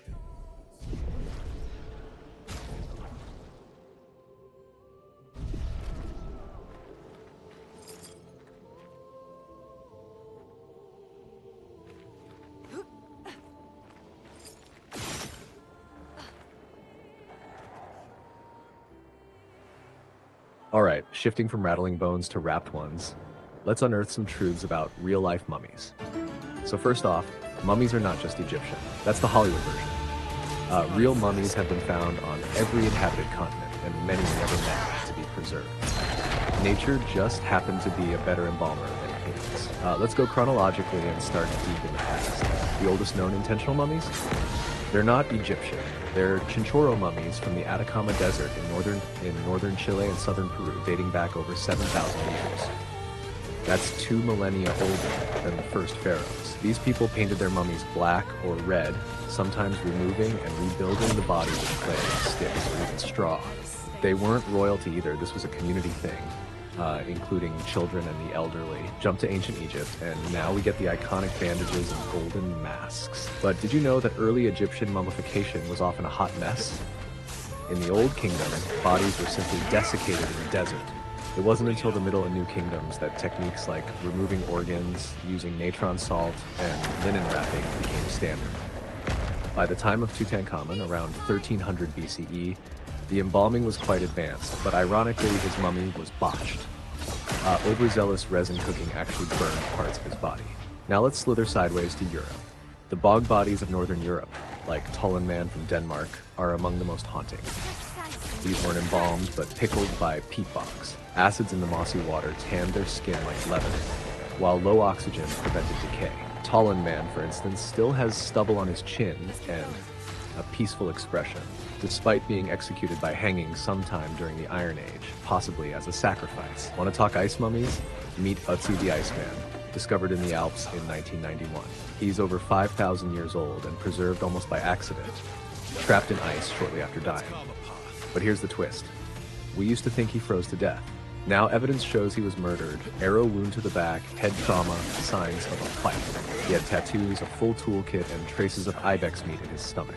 Basically, he's Europe's oldest cold case. Or how about the Incan ice maidens? High up in the Andes, children were sacrificed and buried on mountaintops as offerings to the gods.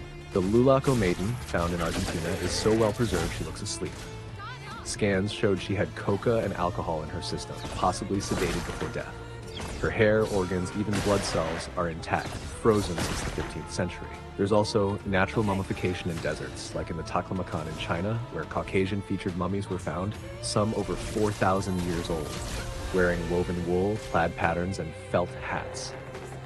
Their origins, still debated. And of course, we have modern mummies, too. Some religious ones, like Saint Bernadette of Lourdes, were naturally preserved, or at least mostly. Then there's Lenin, embalmed like a high-maintenance celebrity corpse. He's so full of chemicals, they basically rebuild him constantly. We can take this darker if you want: corpse thefts, museum controversies, failed mummification experiments, even World War II oddities involving mummies used for deception tactics. Where do you want to go from here? Maybe mummified animals, Arctic finds, or forgotten crypt? Hi there. I just want to share how thrilled... Oh, Hey, what's up? hey, I'm ready to hit... Hey there. Hi. Hey there. Hey. Hey, how's it going? Hey. Hi there. Hi there. Hello. It's lovely to meet you. Hello. Hi there. Nice to meet you. Hello. Hello. Hi there. Nice to meet you. I'm excited to help you get things done. Let's get started.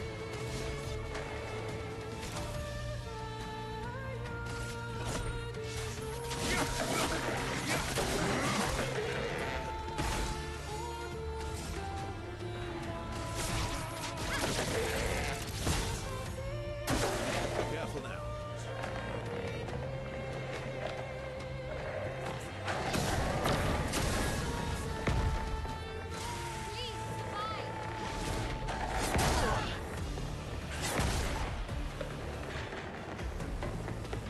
Let us stain them. Careful, my elf.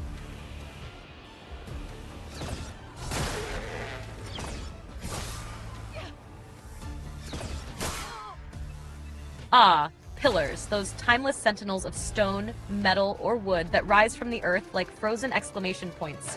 They're not just architectural features, they're symbols, storytellers, sometimes even warnings. Now if we're talking prominent pillars, a few immediately shoot sky high, both literally and culturally. Ever heard of Trajan's Column in Rome? That one's a sculpted scroll in stone, wrapped in scenes of Roman conquest like an ancient comic strip. Then there's the Pillars of Hercules at the Strait of Gibraltar. More myth than mortar, but they mark the edge of the known world for the ancient Greeks. Beyond here, dragons, basically. Then you've got nature's answer to all this human grandeur. Think of Giant's Causeway in Northern Ireland. 40,000 hexagonal basalt columns jutting out of the coast, like the broken keys of an ancient xylophone played by the gods. Or Zhangjiaji's stone pillars in China, which inspired those floating mountains in Avatar. Real stone towers cloaked in myth and legend. But let's not forget cultural or symbolic pillars. Like the Ashoka pillars in India, each one a declaration of Dharma and a silent sermon in stone. One of them even carries the earliest known inscription of India as a name. So, what kind of pillar are you drawn to? Natural marvels, historical monuments, symbolic structures, or something more metaphorical?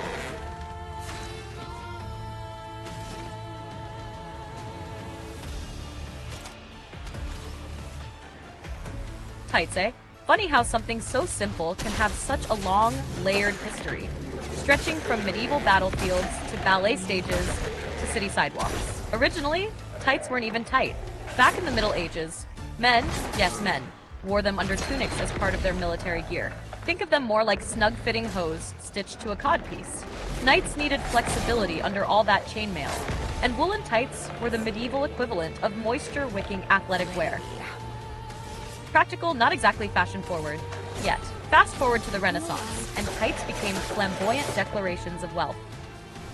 Nobles strutted around in jewel-toned legwear, showing off their calves like prized livestock.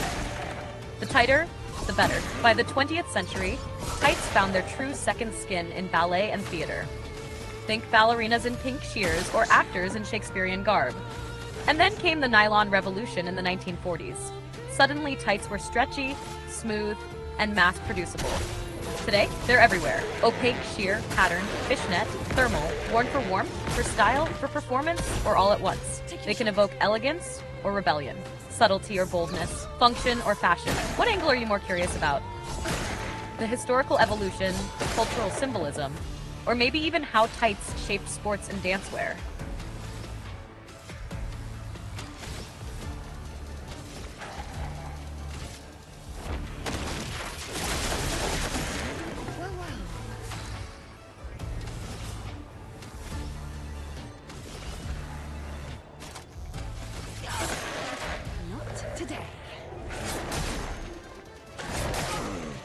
Hi there. Nice to meet. Hi there. I just want to share how thrilled I am to work with you. Hey. Hi, glad to meet you.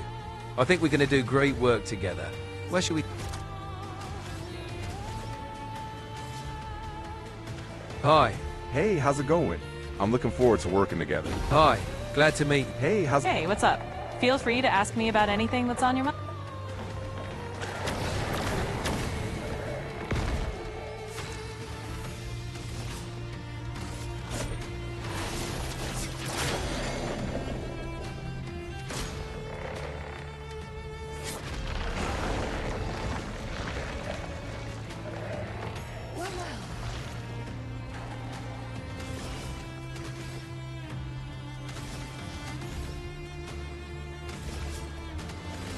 Absolutely.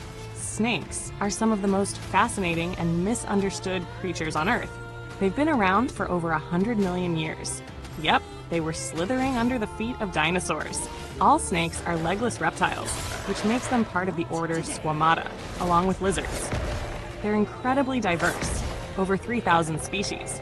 Some are tiny, like thread snakes no longer than a shoelace. Others, like the reticulated python, can stretch over 8 meters long enough to play jump rope with a minibus. Not that you'd want to. Despite lacking limbs, they've adapted to every environment imaginable. Deserts, forests, oceans, and even high mountains.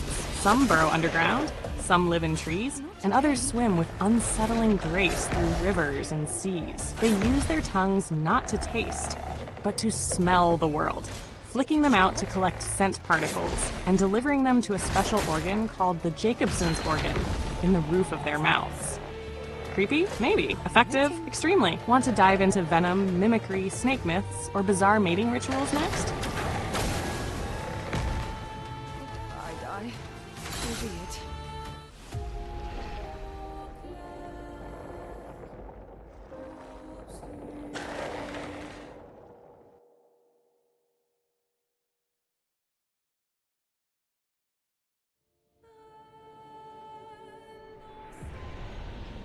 Got it. Just pure brain power. No internet. Let's keep it organic. One quirky fact, not all snakes lay eggs. While we often picture a clutch of leathery eggs buried under leaves, many species, especially in colder climates, give birth to live young.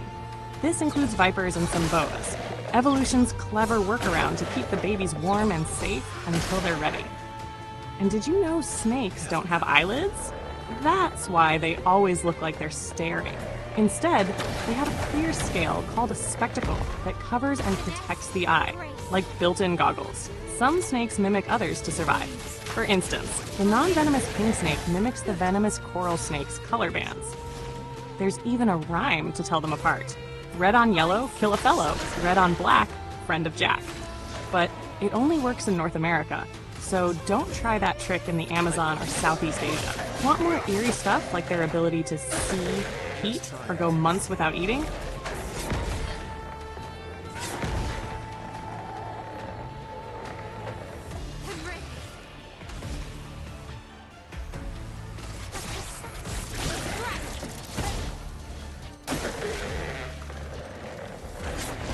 Ah, sirens. Those haunting figures of folklore that lured sailors to their doom. But here's the twist. They didn't start out as fish-tailed beauties singing from sea rocks. The original sirens were bird women. Yep, in Greek mythology, they had the bodies of birds and the heads of women, perched on rocky islands, singing songs so irresistible that sailors would crash their ships just to get closer. Their most famous gig? The Odyssey. Odysseus, crafty as ever, plugged his crew's ears with beeswax and had himself tied to the mast so he could hear their song without steering the ship into destruction. Hardcore music fan, that one. Now fast forward to medieval Europe and Christian reinterpretations, and suddenly sirens start sprouting fishtails, getting mixed up with mermaids. Somewhere along the way, the bird got swapped for the fin. This blend gave us the seductive sea maiden, often used as a warning against lust, temptation, and bad navigation. In some cultures, like Nordic or Slavic, similar beings exist under other names. The Slavic rusalki, for instance, are water spirits of drowned women. They're beautiful but vengeful, luring men into lakes to join them forever.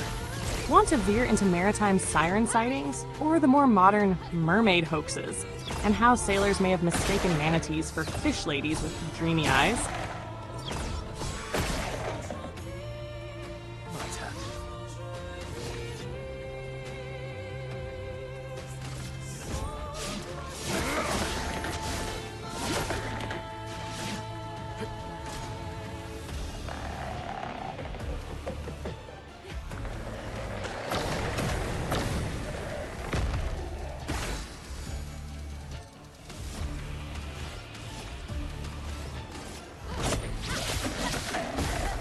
Oh yes, glowing swords are real, but not quite the magic lightsabers of fantasy. Let's dig into the actual historical accounts and documented curiosities that gave rise to legends. First off, in ancient and medieval times, a sword could glow in dim light for a few very real reasons.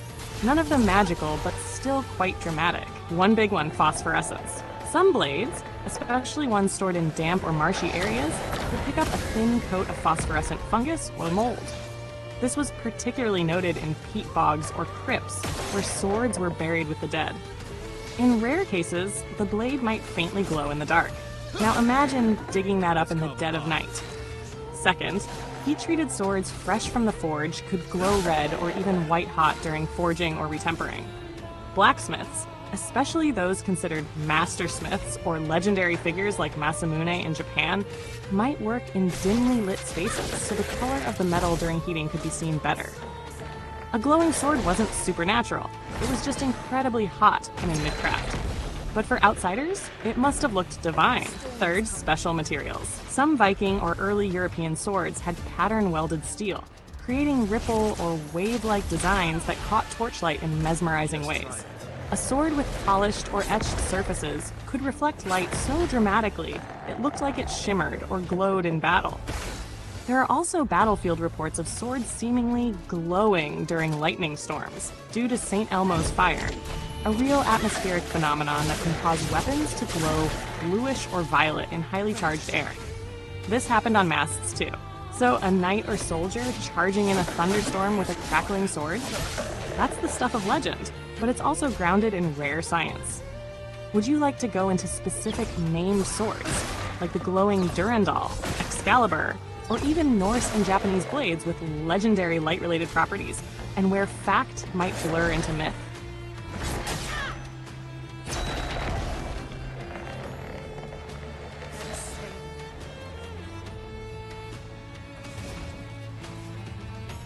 Alright, let's go down the glimmering blade trail, tracing where real-world physics sparked centuries of legend.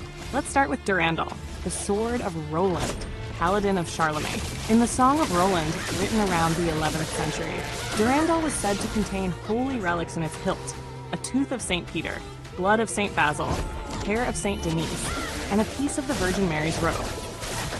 That alone gave it symbolic light. But there's also a curious passage where it's described as shining so brightly that it cut light from the sky. That may hint at it being highly polished, catching the southern French sun during battle, especially from high vantage points like the cliffs of Rocamadour, where Roland supposedly hurled it when facing death. Even today, locals claim a sword is lodged in the cliffside, cemented in local limestone like a glittering relic. Then you have Excalibur, originally Caledfelch in Welsh myth.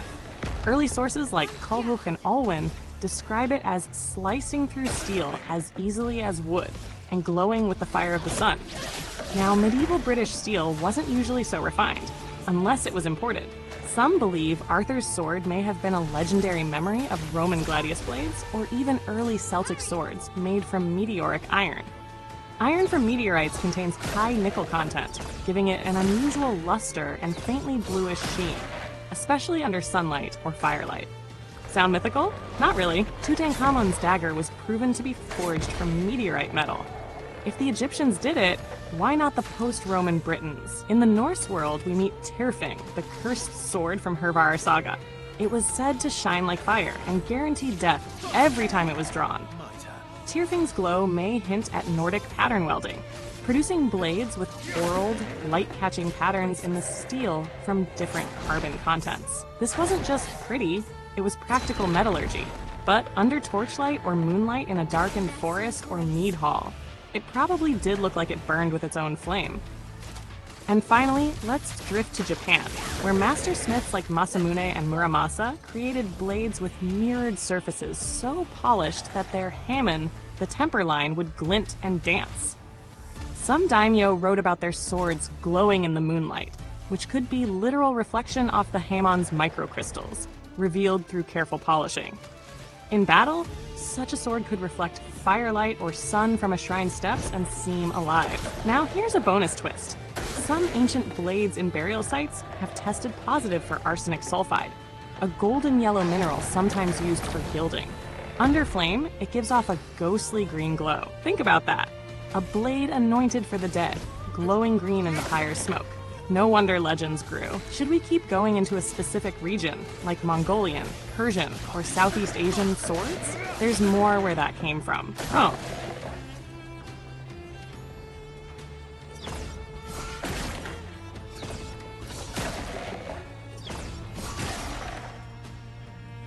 Finesse and grace. You can't escape.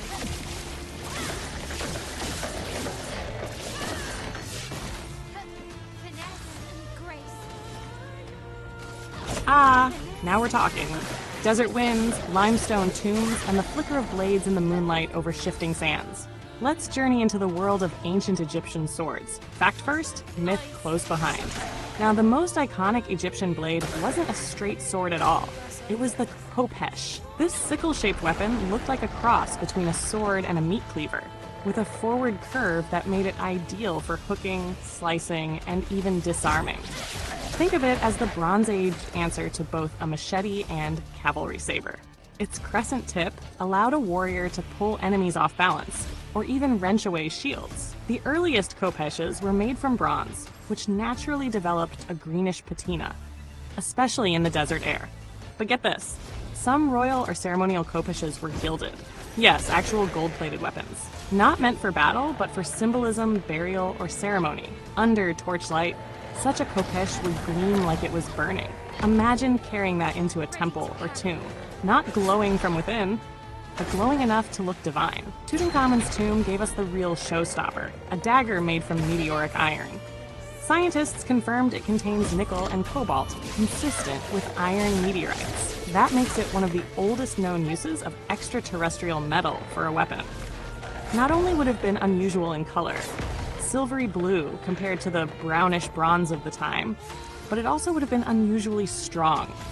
To ancient eyes, it must have looked and felt like a blade from the gods. No wonder the Boy King took it into the afterlife. Now, Egyptian mythology doesn't often feature magical swords in the way Norse or Arthurian legends do, but there are glimmers. The god Set, associated with chaos and war, was said in some accounts to wield a blade that could cut through the forms of gods. Meanwhile, Horus, symbol of divine kingship, was often shown armed, especially when avenging his father Osiris. In some interpretations, his weapon represents divine justice, and in Greco-Roman fusion periods, it was imagined more like a Greek sword, even glowing with Ra's sunlight. And here's a spicy theory from fringe history. Some speculate the lost knowledge of Egyptian metallurgy, perhaps passed down to Hellenistic alchemists, or even kept alive in Nubian or Sudanese traditions, involved arsenic-laced alloys that made weapons more reflective or gave strange coloration in firelight, possibly contributing to myths of fiery blades or cursed tomb weapons. Oh, and if the game you're thinking of has glinting swords near pyramids, tombs, or deserts, that might be a nod to this forgotten glory. The desert isn't dead. It reflects, and in the right light, a sword doesn't need to be magic to glow. It just needs the right metal, and a watcher willing to believe. Want to wander into Nubian, Hittite, or even later Mamluk blades that haunted the same sands?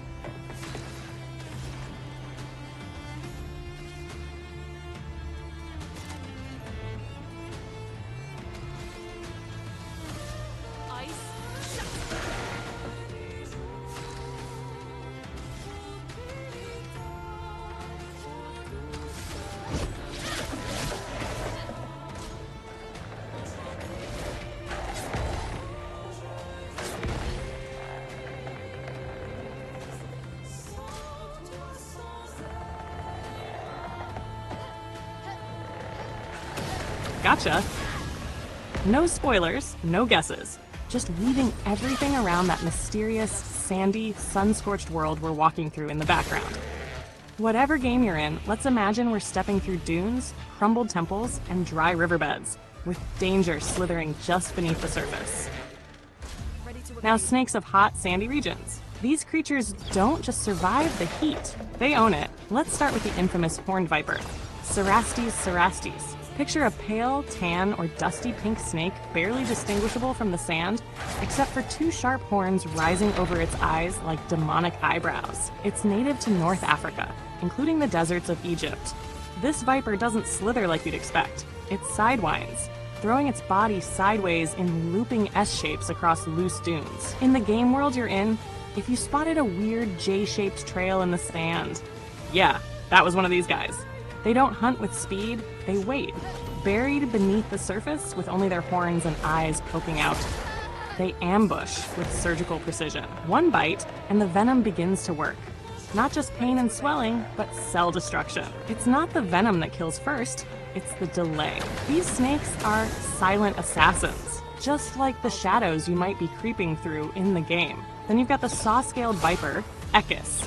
This one's small, quick-tempered, and responsible for more human deaths than almost any other snake on Earth. Why? Because it doesn't flee. It stands its ground, making a sizzling rasp by rubbing its body coils together. It's the snake that basically goes, "You sure you want to do this?" And many who ignored that sound paid for it. But not all desert snakes are vipers. The sand boa is like a fat noodle with a blunt head built for burrowing. Harmless to humans, but if your game has loot caches hidden in sand mounds, don't be surprised if you dig up one of these instead of treasure. And then there's legend. Ancient Egyptian texts talk about a serpent called the Apophis snake, enemy of Ra, god of the sun. Each night, as Ra sailed through the underworld, Apophis tried to devour his solar bark. This myth feels like a warning. In every bright place, something dark coils just beneath. If your game has sandstorms, temples with snake murals, or a boss fight where the walls start to hiss, that's pure Apophis energy. Want to slide deeper into how ancient people feared or revered these desert snakes? Or go into the venom science and real-world anti-venom work being done in Egypt and Sudan today?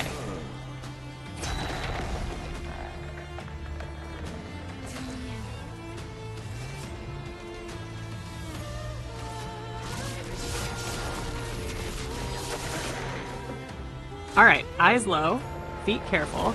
We're going deeper into the realm of the sand snakes, the true serpents of fire and dust. The game's backdrop you're in, it echoes with their presence, even if we don't see them yet. One of the most adapted creatures in desert ecology is the Arabian sand boa, Eryx jayakari.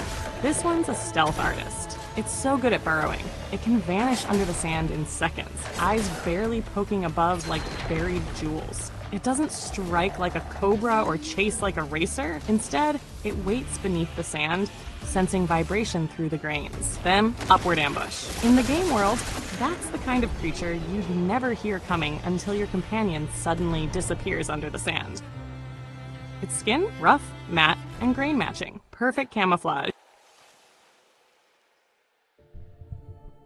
Yeah, I'm stopping Sky here from educating us on Sand Snake, but yeah, my better half finally got through on this gargantuan snake character creature thingy. And Loon is all bloody. I see that you're physically exhausted from that boss battle. Any comments? I can then explain them into the microphone here. What's the first feelings you have right now?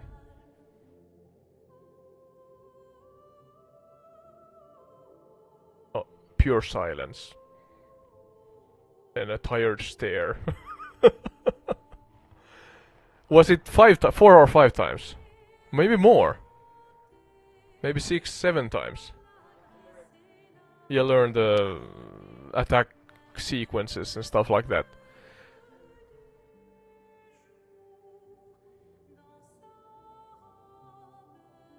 Yeah, try to duck and defend from the charm.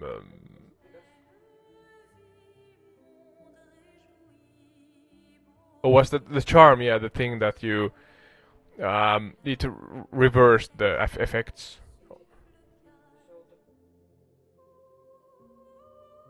Oh, the characters hit themselves. Yeah, I saw that, yeah. Alright. Always a new thing to learn when you get a new enemy that you have to fight. But yeah, slightly repetitive. I'm gonna say it out loud. I mean, that's the only gripe. I have said it before. But if you like this kind of game, then it's of course fine. But slightly repetitive with the long battles. But if you like battles, then this is right up your alley. Because the battles are not similar to each other in the sense that actually the attacks and the different, let's say, rock, paper, scissors dynamics between all of them is working as a... I don't know. It's working fluently, so that's alright. But I think we're gonna end the stream on this one. This is again a 2-hour stream. That's the minimum we kind of have decided that we can do. But yeah, every Tuesday and Thursday, at least 2 times a week, this kind of stream, where we have travel, trivia and tales in games, or yeah, emphasizing the trivia aspect also. We simply are inspired by the games and come up with trivia, so a slight twist, let's say, to the normal streams that you find out there. Hopefully you enjoyed it, and that's about it. Do you want to say something? Bye-bye. My better half is waving bye-bye. Thank you all. See you in the next one. Like, share, subscribe, and you know the drill. Helps with the algorithm. Both on YouTube and on Twitch.